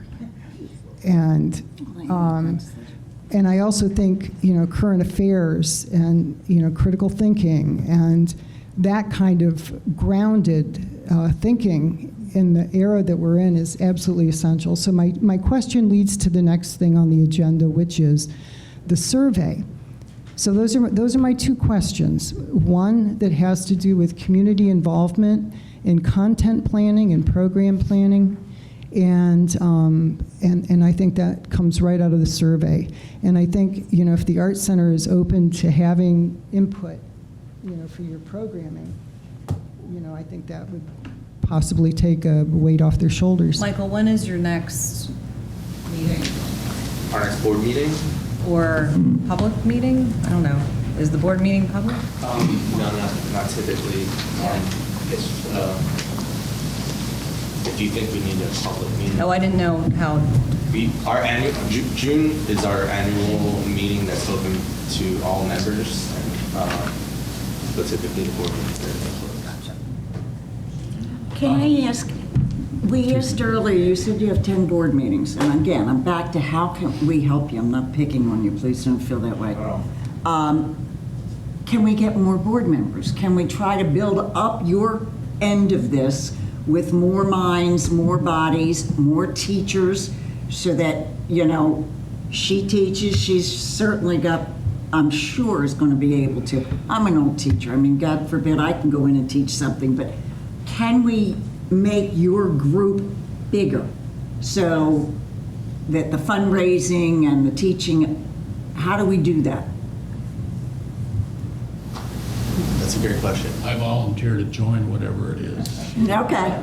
My name is John Grant. I live within a stone's throw of this building, this operation, and I've been curious about it for a very long time. And I like the mission statement. I taught writing in the Philadelphia prison for 12 years. I'm a photographer. I'm a journalist. I've traveled around the world, and I'm a bit of an artist. And I just think this is fantastic. I just think this operation should begin. And the good judge, I think, has the right idea. Just do something over there. Teach something and get it going. And mow the lawn. I drove over there and it looked like a wreck. Just, do it. So I love it. Come up. Can you say your name again, sir, please? John Grant. Grant? John Grant. Technology. Yeah, it's mowed. They didn't mow it. Hello, my name is Denise Majetti Novak. I'm a township resident. I was on the Art Center board for 10 years. I was a student there. My children took classes there. I just have a comment about building the program. The Art Center is not the only provider of art in this community. Years ago, there was a gentleman's agreement that the Art Center would be the only provider of art in the community. The Art Center cannot compete with free art classes at the library and reduced cost programs through the Whitemarsh Township Parks and Rec Department. You can educate your public. We used to do this. We used to say, this is what the classes cost for 10 weeks. This is the amount you pay. If you're a member, you pay a certain amount. If you're a township resident, you pay a certain amount. And we broke it down to an hourly rate. The educated consumer, like Sims, if anybody's old enough to remember Sims, it didn't matter. It was a matter of what was convenient for the parents. It didn't matter that the Art Center was providing art classes with art teachers.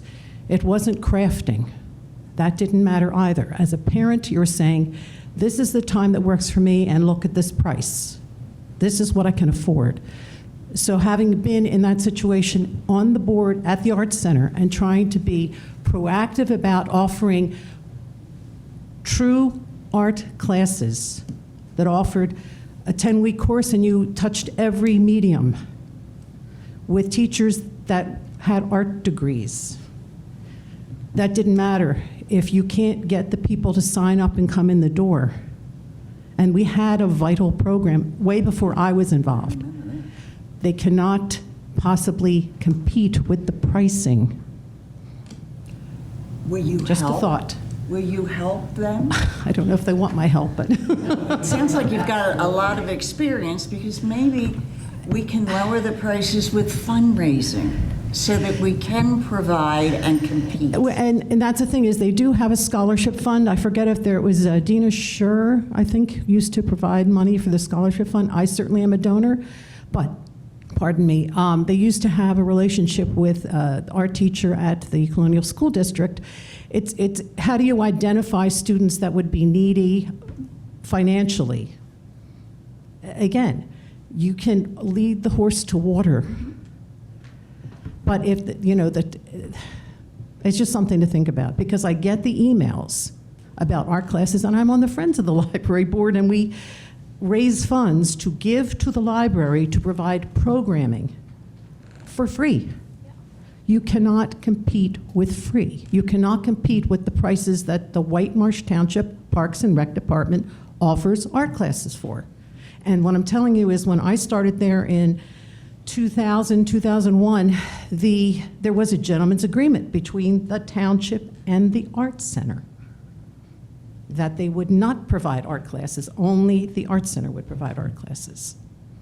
So you can build up your staff, you can build up your board. That's not gonna, you can't force people to come and take your classes. Right. We're going to pick your brain. Thank you. Make sure you keep coming and helping us. Michael, I just want to give you a question, and then you guys can come up. Michael, I benefited greatly from hearing Bob share a little bit of background as to why the Karabots entered into this agreement. I've never heard that from the Art Center. So if you're someone who could speak to that, I'd be interested in hearing when this opportunity came about, what what excited the Art Center? Why do they want to do this? Because I have a nagging question. Right. Having started my own nonprofit and ran it and worked with others, and that question is, you guys do a great job of doing art classes for kids and adults.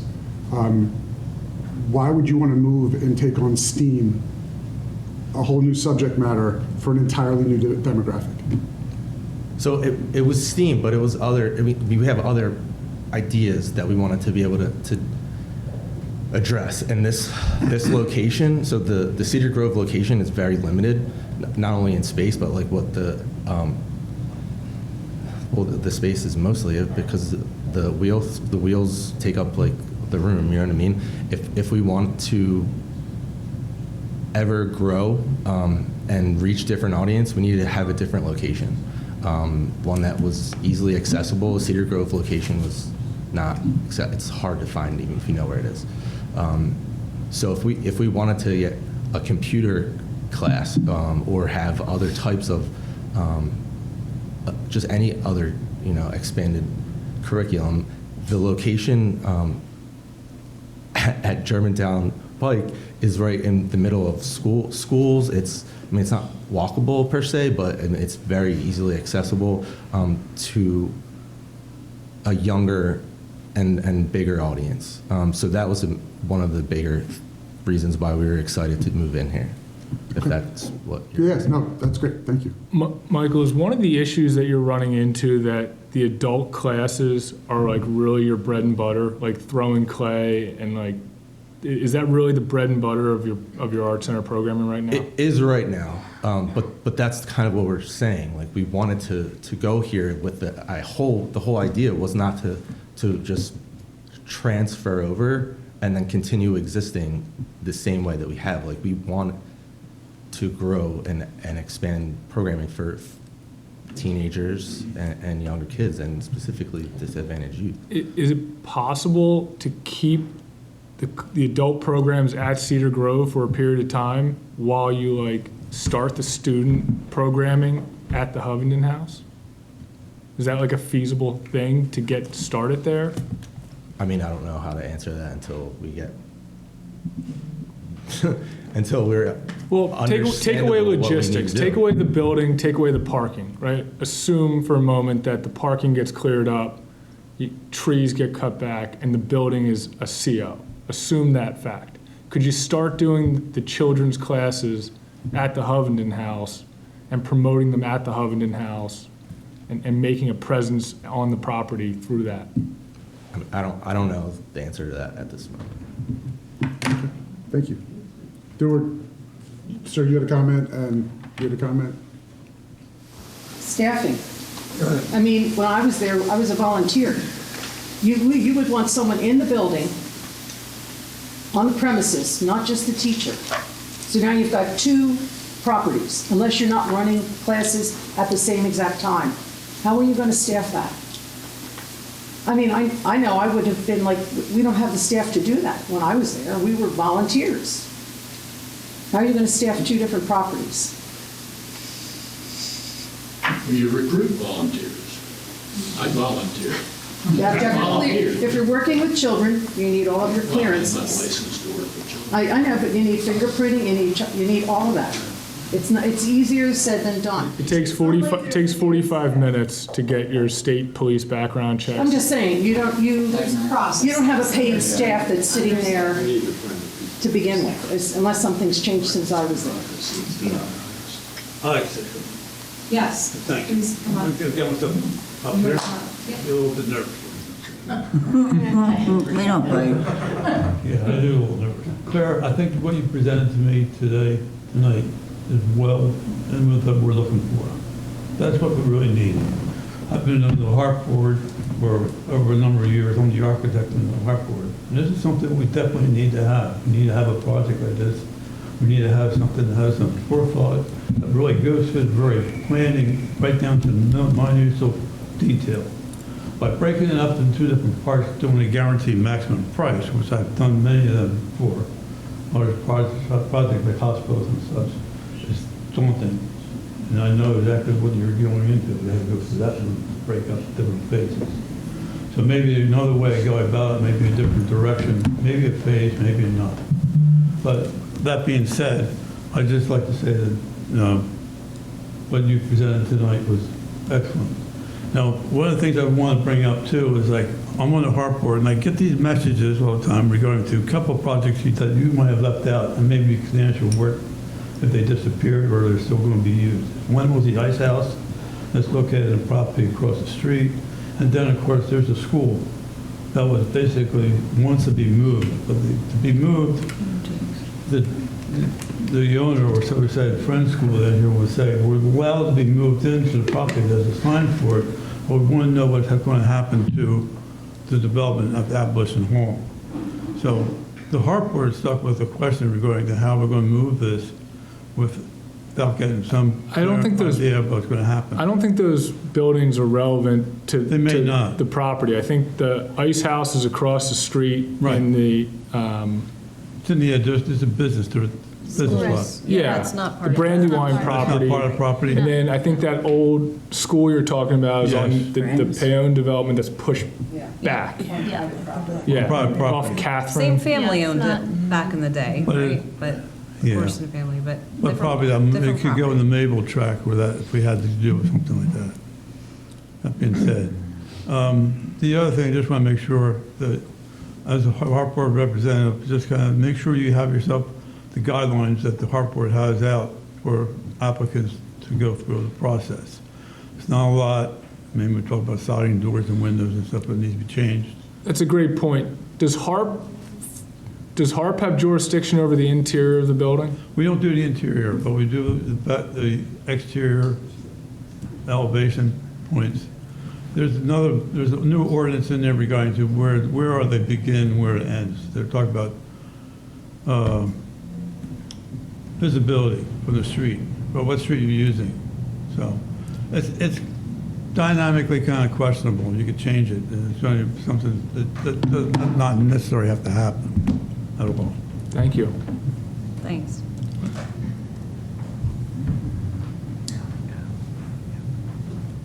Yeah, Roy Wilson. I lived there for a good part of my life. I just want to circle back to the use of the buildings just a little bit. I walked around the property with you and Mr. Karabots and whatnot, trying to show him some of the history. And I told as much as I could about what the importance of the site was. It was you did a great job. Somebody else was there.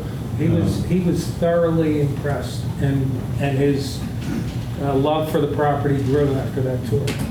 He was, to echo that, he seemed very interested in the history.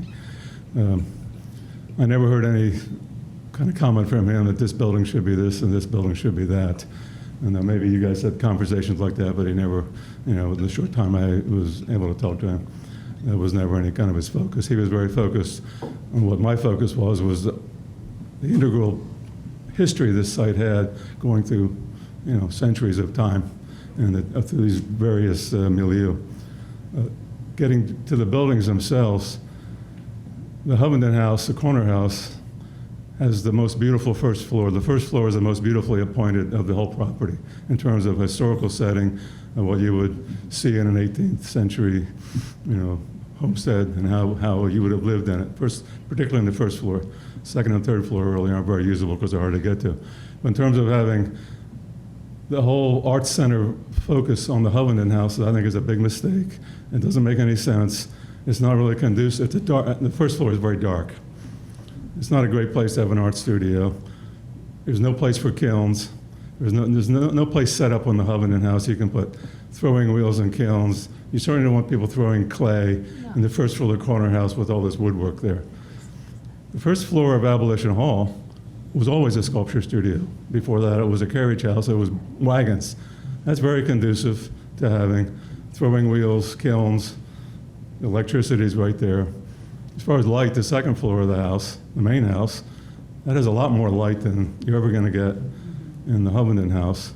And it's a big room, and it's very conducive to having easels all up and down. You can get a whole giant class of people in there, and it's a beautiful space, and you have a lot of light. But the first floor rendition they're talking about of the main house, I'm not involved in any of that, so I'm not going to speak to it, but it is it is interesting that you could light the whole front of it where the garage doors are now, glaze all that, and you could have a nice space. It would take some work. But I think the whole thing needs to be integral. There needs to be some thought of the history, which I think the history is most conducive to being in the first floor of the Hovenden House, because that looks like the site to have it. The history, socially, the second floor of Abolition Hall, where the meeting hall was, that should be an integrated site, where there might be art shows, there might be public meetings, there might be social activities, there might be STEM things. There's a lot of things can happen in a space like that. You just push yourself off to the side. It doesn't have to be one thing or the other. And then the main house has all sorts of possibilities because it has so much room. And I do particularly like their use of the biggest problem that the Hovenden House, the main house, the Malsby Barn, as I always refer to it, in Abolition Hall, is it's very difficult to get to. You can't get a wheelchair in there. The idea of having an elevator shaft that could get you in these different levels very easily, I think that'd be great. Anyway, that's just my perspective. Thank you, Roy. I just wanted to comment. I agree with you, and I appreciated the tour. I think that I agree with you completely on the Hovenden House and how that, I think we're just saying we're trying to fix two things, right? How do we get over there, and how do they not be split and using Cedar Grove Barn and this new, like, how do we transition and the timing of it?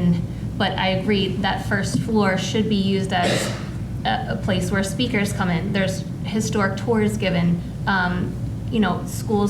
Children can come in and talk about what the buildings were, what the property was, what the family history. I think it absolutely could be used in that way, and that could be a part of, I don't know if it's Whitemarsh or them partnering with someone else to be a part of that, whether it be volunteers. Obviously, they have limited staff, so it would have to start out with some kind of partnership, just like Denise was saying, how the library has speakers come in and there's funding for that. That can be another space utilized for the history of the house. Thank you, Dale. Claire. Thank you. I just want to say, I think we're all talking about the same planning components, just maybe in different order. So there is an expectation to maybe start with an incremental approach of get there and then start to put things together, work towards a plan, and then have a vision. And we come to it in the reverse order. For us, it's important, and I think we heard when we listened to the meeting from the last steering committee that there was an interest in hearing what the Art Center's vision for their presence on the site is. So we're working on the same components, maybe just how we presented them today. We started with the vision, and we're working towards the incremental implementation. Vision, master plan, and then how you put the plan in place breaks it down into fundable, feasible pieces. So that's where we're moving towards, and we hear and we understand that there needs to be activity on site. Want to figure out together how to do that. It's going to involve the township, it's going to involve the steering committee, it's going to involve the public, and it's things can happen there sooner, but it's important that that happens in the construct of an overall vision. Can the activity be like the start of the movement? Yeah, just the construction, because if we start with the construction, then they're going to stay at Cedar Grove Barn for, I don't know, 2 years until everything's completed and then move over. Can there be something else, community engagement of educating the community of what we're doing? I don't think a lot of people know what Hovenden House was. They identify with Abolition Hall because the historical markers there, but not a lot of them even know that Hovenden House is a part of that same course and tract. You know what I mean? So there could be community involvement. I know that there already was with the Friends of Abolition Hall, but I mean on a different level of educating the community of the history of the house, of let's fundraise for this cause. We want to, the plan of the Arts Center moving over. Michael, can I ask you a couple questions? How big of an issue is funding right now just in the planning phase? How big of an issue is it? The people that are on our team working for working for developing relationships with donors, have been waiting for something to present, to show them this is what we're trying to do, we want you to get involved, and we didn't want to put that in front of people without some kind of an understanding from the community, because then there's just cognitive dissonance of what you said, this is what you're doing. And that's fair, but like stated otherwise, to continue with the work that you're doing right now with Claire and her team, are you dependent on future fundraising in order to do that future work? Yes, and that's part of why she's showing the plan in a phased, phasing it out, so we'll be able to understand what our goals are and what we're fundraising for each specific project that needs to happen. So here's the one thing, like, I think that the Art Center came into this and signed a grant agreement, accepted $2 million to save the project, and there's 16 kids that are being taught right now, and there's a lack of funding, and we still don't have a covenant agreement, right? Has that made progress, forward progress? No, and it's because of this change, and I think Ms. Ove really accurately summarized the change. The covenant agreement originally was supposed to address sort of the shorter term activities of the Art Center, moving on and activating the property. And then there was a discussion of then just incorporating a plan that would have that information. The plan that was presented is more of the big picture plan. So it appears now the most recent conversations, although I haven't seen anything back from the Art Center, and we actually had this conversation with Mr. Downs recently to make sure that the Karabots Foundation is okay with any of the language that goes into this is going to be more related to the expectations and I hope objective criteria that could be measured as to how the Art Center will activate the property with programs, classes, on more of a short-term basis that would fulfill the goals of that grant agreement. And I think the township would like to see that objective criteria before we would enter into that agreement. And obviously we'd want to make sure that the Karabots Foundation feels that that's also adequate amount of activity that satisfies their position of the grant agreement. There may also be changes in the grant agreement related to what we're referring to as the flipping aspect. My understanding, I think the township, the Art Center, and the Karabots Foundation's main desire is to get activity and classes on the property. And if that can be done in a way that focuses more on use of, again, the kilns, as Mr. Wilson said, in the basement below Abolition Hall, we can do that. Again, as long as the Karabots Foundation is okay with that process. The Hovden House essentially was just seen as more of initially, when this was all drafted, as an easy move. Yeah. You know, Art Center, you're over in Grove. Your offices are upstairs. Property, and the first. Move it over there, Yeah. do it there. Because again, if you keep in mind, if you recall, the township cared more about the open space, and we cared about preserving Abolition Hall. Yeah. The goal of the township and of the Art Center is to create activities and programming for the public, bring them onto the property. That was assisted and fostered by the Karabots Foundation, particularly aimed at disadvantaged youths. Whether that occurred at the Hovden House or at what we're calling the main house, I don't think it was a central importance to what was put together. It was important to keep Abolition Hall open for considerations to the public. And I think that's fair, right? Like I came out a little hot on this idea of like so much planning going to Abolition Hall, but I understand it better now that there's, you know, the need to have a comprehensive plan. I recognize that. So I would see the next steps are there are going to be rewrites of the grant agreement that hopefully will provide for this short-term objective programming to activate the property. If that is in conflict with the grant agreement, and obviously with the Karabots Foundation Revisions to the covenant agreement. May also bring about revisions to the grant agreement related to the intent or the purposes. Of which is fair. But not obviously changing, the initial representations and desires and expectations of all Can parties I ask, we have a beautiful drawing of what we all want, long range. What do we have as far as what programs are going to be offered? I was about to ask that same question. That we all went into this, that the Art Center was going to step up with the STEAM, and now we want the H. So where is your program?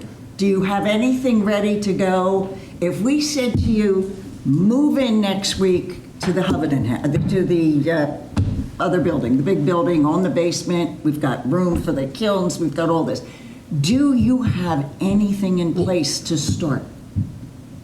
Besides the couple of kids, do you have anything as far as maybe fundraising or getting some new volunteers or some new teachers or some new programs? What do you got? We do have new teachers, and they're also serving on our board to help understand what our education needs to be growing at. Deborah, can I paraphrase that question? Yeah. Is the Art Center prepared to abandon its adult programming to put its focus into this transaction that it entered into? Right? Like, what I'm hearing is that most of its funding and activities are coming from adult programs. The Clay is an adult program, right? Like the impediment to Hovenden House is the throwing wheels and the kilns. That's adult programming, right? Like, I'm not hearing a focus on youth programming. And is the Art Center prepared to step up, consistent with the grant agreement, and make its mission what this grant agreement implies, which is focusing on children? Is the Art Center prepared to do that? Like I said before, when Darren asked what we're doing, moving into this building, is expanding what we're offering.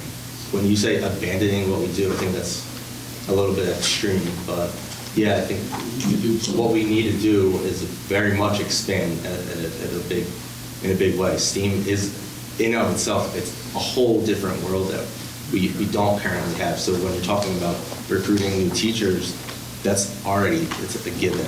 Do we have that right now? No, we don't have a space to go, so we don't have that. Excuse me. I'd like to present a little history, since I don't think anybody here really has any idea of why the Art Center was originally established, or the kinds of programming that it offered for over 50 years. So this is a strategic plan that was professionally prepared for the Art Center back in 2008. And in 2008, that year, the Art Center provided classes to approximately 750 adults and children. There were 26 on-site classes held for 198 adults and 35 classes for 235 children. My point being, there's a lot of potential for a viable art center, but the Art Center is not just for kids. The Art Center's premier offering always was its Clay program, and we offered that to children and adults, and we offered 10 and 12-week programs that touched on all different types of art. But I don't think that the Art Center, and correct me if I'm wrong, signed on to this agreement and said, we're not going to have an adult art program. Well, I think if they were making forward progress, I wouldn't be as critical of their other programming. But my question is, it doesn't seem like the focus of what is happening. What I'm hearing is we can't move because of the Clay, but then it was conceded that the Clay program is an adult program. Well, it used to be a kids program as well. And Clay is, by nature, a more expensive program to offer. There's clay, there's glazing, there's kilns, there's firing, all those different things. But my point in sharing this with you is that I think that the Art Center has taken some bad turns. COVID didn't help us or them. I haven't been involved in quite a while, but there's a lot of potential for what you're trying to accomplish. and the history of the Art Center and what they have offered in the past. I just feel like it shouldn't be kids, adults. It's a art center. It's for everybody, and it should remain that way in my opinion. So. And I don't want to speak for the Karabots Foundation, but again, putting together the grant agreement, I don't think there was any intention of making it just kids. No. And I hear what you're saying, and I think there's actually specific language in that paragraph in the grant agreement related to the Hubman House that reflects what Michael is saying, that the intent was that it would allow for them to have more capacity for an expansion. It talks about and special needs children and adults. And it's essentially given it the ability to move into this larger property to allow it to expand into these additional programs. Well, hopefully that'll be the case. There wasn't anything related to getting rid of it, but I think the point is, can you do both? And I wasn't based upon implying the that I current want to take away from the Art Center. But what I'm saying is this project is monumental. This is a huge project, and we're all sitting in this room.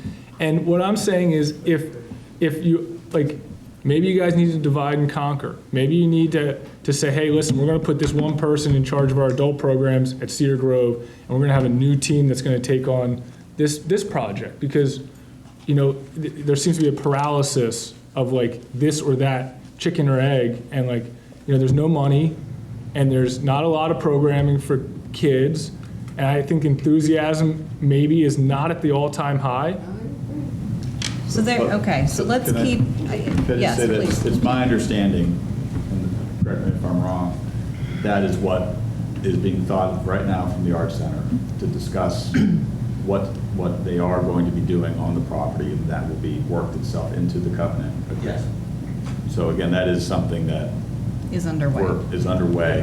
that we're to make an agreement. We're sort of forcing them upon to put that out for us. Thank you. To the satisfaction of You their have wants. a question? Michael, real quickly, what is your annual budget right now? Under 100,000. Okay, and average year, what do you guys raise? I couldn't tell you that. Okay, do you guys do fundraising typically, or I'm taking a class, here's my money? Most of our operating comes through the class tuition. Okay, how many people in here have heard of ChatGPT? How many people have used it? ChatGPT. Okay, ChatGPT just gave me 25 STEAM programs that can be done outside. So I think we should start looking at those too. And as we figure out what can or can't be done in these nooks and crannies of these old buildings and how much it's going to cost and how we get our permits and UNOs, we can be doing stuff with kids outside. Yeah, I agree. And I know there's a lot more comments. It is almost 9:10, and I'm going to allow a few more comments to happen, but I do want to recognize the late hour and that we are at the beginning, and what we're getting, all these ideas are popping, which is great. This is what we want, and that's why I want to talk about the survey at some point, where we are going to funnel these ideas into one channel where we can, you have an idea, you just want to put it in, and we're going to get that going. We have some core questions, we're ready, we're just finalizing with the township, on the best method, the best platform to use that and get it out. And then, we'll reconvene and digest it and keep moving, but it's in steps that we're doing this. I just had a quick question. Yes. And it may have been answered already, I apologize because I came in late. When was the Hovenden House last occupied as a residence? 2 years ago? Or less than that. 18 months ago. 18 months, yeah. So it's safe, there's no lead paint, there's no mold, it's already... There is mold. There's mold. Okay, so it's not, nobody could go in there now the way it is? We need Safely. some remediation. Okay. There's a woman in the back. Yeah, come on up.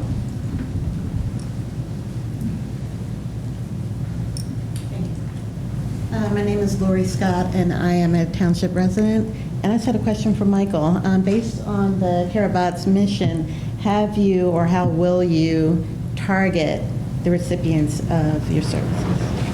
So I think what we need to do is reach out to schools in Norristown, Germantown, in the surrounding areas, and try to, I mean, we don't have a lot of experience with that, but just try to find students that would both the most benefit, and we talk to them if there are art classes in the schools, like in Roxborough or Germantown, and if not, like what we can do to supplement that to try to approach those kids. The other thing that's interesting to me is just like transportation, but that's a thing to think about in the future. Do you have any suggestions? I don't. I just wondered, because it doesn't seem like this community is necessarily the target audience for, and I wondered if anybody had given any thought to how you were going to accomplish that. Great point, Lori, and absolutely, and I would hope that there are other community partners that we can help, that the Art Center, the township collectively can connect with, that it's not just on the Art Center to connect. It's Norristown School District, Colonial, all the neighboring, One of the, JC, who just stepped out, has experience working with those communities, and I'm connecting with her to find a positive way to reach. To comment on that, I'd be happy to talk with you. I mean, not that I have a ton of experience, but at the Highlands, just recently, we're expanding our programming for students, and I do field trips for local schools, and they pay for the field trips, and then with that money, it goes into our education fund that then pays for transportation for underprivileged youth from the St. James School and from CPS. Those students are then, those two schools have their own vehicles, but then we can pay for their gas to come out, and they have the field trip and experience for free. We could partner on that, and it could be a day-long field trip where they come to the Highlands and have a tour and then come over to Abolition Hall, are taught the history of Abolition Hall, and then given an art class or some art experience. And then that just, when you said And I that, love made art me think like experience. local boys and girls clubs, and also local churches, maybe right outside in Philadelphia and Norristown and so forth, because they typically have their own church bands and things like that. Right. Right, transportation's going to be a big one. Yeah. Thank you. Thank you so much. Yes, gentlemen, second row. Dave Miller from actually outside of the township, but across the street at Plymouth Meeting. On that last one, I'd suggest Carsey is a group that you should talk to. Can you? The anti-racism group. I'll get it to you later. Thank you. All right. First thing I wanted to say is, I know that we don't have a recording, but what Roy said, that should sit above before we say anything else about how to use these buildings as an artist and as a person that lived there. So we shouldn't go rushing to go putting children in those rooms right away. From the point of view of maintaining old buildings, the meeting house, it's going to take a lot of money, but something has to start happening because you got to stabilize and maintain those buildings. But you're not going to get the amount of money that we want without having a vision, without having, okay, where are we going to end up? So we were given something, and we were told this is still forming, but I think we should work to get to that forming and then cut up the phases that can happen there. I don't think rushing kids into that downstairs is going to do as much good at all, because people are used to having great facilities. And you're not going to make those rooms great facilities without screwing them up. Those are historic rooms. What is your suggestion? I'm confused. Well, my suggestion is to follow the vision that was laid out of how to use it, but we need an interim thing, and maybe one interim thing would begin to use those rooms to generate the interest to raise the funding for this project. You could have in those rooms programs about the history and why we care about this thing. I think we're on the same page with that. We're not suggesting to have kilns in the hub. No, but we were talking about trying to hurry up and get kids in there. I'm thinking, try to get some other programming in there. Right. That just means some chairs and people are sitting in there saying, yeah, we ought to make this happen. So maybe an exhibition on Hovenden, right? I agree. Things like that. I can't imagine parents rushing to get their kids into a place that we're still cleaning mold out of. Well, no. Yeah, and the longer it sits, the longer we drag this out, the worse these buildings will get. They need a lot of care. Roy did that care before, but now we're taking care of the outside, not the inside. Right. Right? Thank you. Those are my thoughts. Excellent. Yes. Sidel, Yes. real Sidel. quick before you do.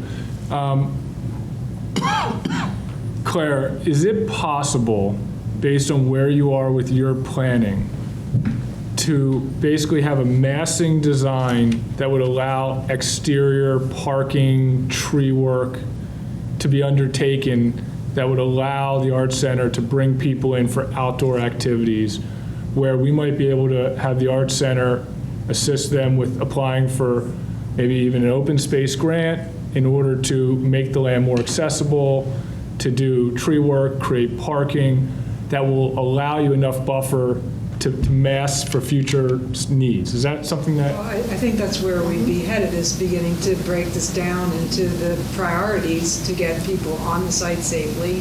That's access, lighting, utilities. That's part of what we're heading towards, is to figure out what those prioritized packages would be, and that would certainly be towards the top. And forgive me for being blunt, is that included in the scope of work that you have right now funded to do, or is that awaiting funding for you to perform that work? To do the civil engineering and the design of that roadway is not in our scope of work, but to figure out an implementation plan of estimated costs for getting each of those packages done is included. Craig, there was a photo on her slide. Is that slide still up? No. Do you remember the picture where you had the buildings with the two driveways? One of the last ones. Is that something that gives sufficient berth to the buildings that would allow that work to be done in advance of other work, at least with crushed stone and tree clearing? Seems reasonable. Yeah, it seems reasonable. But none of the engineering has been done yet. So Sure. we'd have to work with the township on the required distance between the two driveways. We'd need some additional survey work and Sure. some engineering. But sure, yeah, I mean, I think it was towards the could end. be possibly a gravel road initially. Thank you. Go ahead, sit down. Just one comment in response to what was just discussed, and that is just a reminder that Butler Pike, that part of Butler Pike where a second egress would be cut through, is a county road, so you would need approval from the county to open up that on the cross-county trail. Right. So there's been a lot of talk tonight about history, and what I have for each of the committee members tonight is what I believe is the definitive book about Thomas Hovenden and what is his art. But what is interesting is that this text also includes substantial information about the family, the homestead, the history, and the footnotes are rich and deep with information. And if you want to go even further, you can go to the Philadelphia Museum of Art archives, which has the actual notes that the author, her research notes are on file there, which I have reviewed. So I have a copy of this for every member of the committee. Thank you. And it reads inside, September 30th, 2024, from the Friends of Abolition Hall to Deborah Lukens, each of you. Thank you for your service, Sidel. So there's a copy Thank you. for each committee That's so member. thoughtful. Thank you very much. Thank you. Thank you. The history of this homestead is just marvelous, and I say that because I do marvel over it. And Roy, I'm so grateful for your sharing the information that you and Anne have stewarded over the years. We're not stewarding anything. He's retired. Have taken care of. Thank you, sir. However, Thank you. Since nobody else is going to give us gifts, I move we adjourn. So yeah, so any other comments about the survey process? I just said briefly that we have some core, simple questions that we're going to push out. We're determining the method, the platform with the township and the best way to do that. Are there any questions that you want to have answered or that you want the public to provide input on? Are there any questions that you'd like surveyed that maybe we haven't thought about? Okay, well then we'll do our very best to put out questions that are comprehensive, that allow you to provide feedback and input, because we want to gauge Claire, where you're you're... going to bring some. You can email me. I do have one thought, and that ties into the earlier discussion. There are many people in this township who have never set foot on the property, who don't even know anything about the grounds, let alone the buildings. And I wonder if a survey would be more effective if there would be some open houses and some tours, so that people would have a sense of the layout of the buildings and the land, and the potential connection to the cross-county trail. That's just a thought. Yep. Would you be interested in a tour? And can I suggest there's some great, everybody in here has said wonderful things, and a lot of it I think can help Mike and his crew. If you're willing to help, give them your contact information, okay? And I'm available.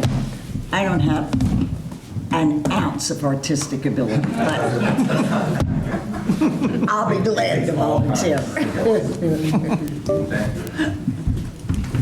So to recap, if the Art Center can come, for our next meeting is November 4th, Monday, here at the Township Building, 7 p.m., with information updates on RCAP, where you stand with that, programs, plans. I know in the meantime, your attorney's talking to this attorney, to collaborate on the covenant agreement. I'm really hoping that that's done by then.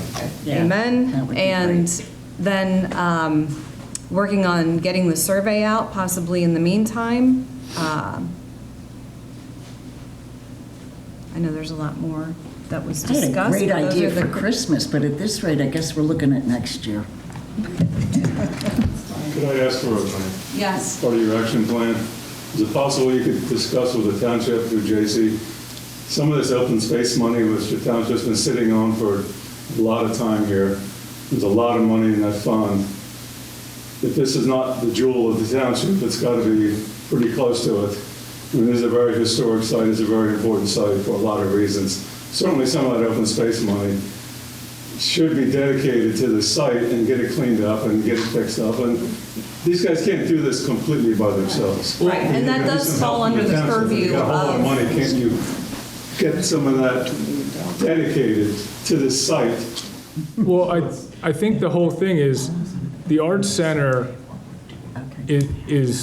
has an obligation to also swim and figure this out. The Art Center cannot control, the Art Center cannot develop this entire site by themselves. They're going to need some help. It's not going The township's responsible for the open space. Yep, and That's the township business. the open space fund is allowed to use part of the money in it for the land and the maintenance. One of the things that we've been clear about from the beginning of the outset of this is that we want this survey, we want the public's input. That was something we promised at the beginning, not just the input about the buildings, but the input about the land, which is why we're holding off on certain things. We'll take care of certain things, but we'll hold off on certain things. We really want input from the community. These are your tax dollars that came to purchase the open space, and we want to hear from you. I do have a question. How will the survey be sent out and who will be getting the survey? Yeah, so we're hoping that it would be on the township website, and if you are already enrolled in the newsletters that come out and, that are sent to your email, that it would be also pushed out that way. I think that's the first. Will it be limited to township residents? Can anyone respond? No, I don't think it should be limited to township residents. Yeah. Abolition Hall wasn't limited. That's for sure. It's not. Yep, it's not. Yes, one last question. People who are not on, sorry. That's all right. For the people who are not on the newsletter or whatever mailing list that you're talking about, how would they learn about the survey? Is it possible to have it advertised or whatever on the, there's a television? Yes. Yes. We'll have it Yes. through all different avenues. We'll have it through social media. We'll have it on the electronic board down here. We'll have it. And that can be another question. I'm going to add it now. How else can we share and engage the public? Before anyone leaves, if you have an organization that you're a part of, please let us know what that is, and we can give you the link, and you can distribute it with that organization if you think that they would be interested in providing info. The Friends of Abolition Hall will certainly circulate the link through its email list and on its Facebook page. And I'm with Carsey, so we'll definitely. Excellent. Thank you, Lori. For sure. And perhaps the Quaker meeting would be willing to circulate. Quakers. I think what I'm hearing is that the link on the township's website needs to be copy and pastable to like group, so a group could circulate a link. Maybe on the survey, it should have how you're associated with Abolition Hall or the township and what your connection An is. introduction. What you're interested in. Yeah, exactly. Oh, a question about how, I see what you mean. I have one quick comment, just so you understand. Everybody here is interested either because of the history, the art center, open space, preservation. How many people live in the township? How many people are in this building right now? When the art center was founded in 1964, it was founded as an alternative to the sports programs for kids who weren't into sports. I have plenty of friends that have no interest in art. They don't care about the art center being at the Abolition Hall. They don't care about Abolition Hall. Just telling you. So don't be surprised or disappointed when you send out the survey. We send it to our friends because our friends are tired of hearing us talking about it, so they're going to either answer the survey or they won't. Each of us in our daily lives has something about which we are passionate.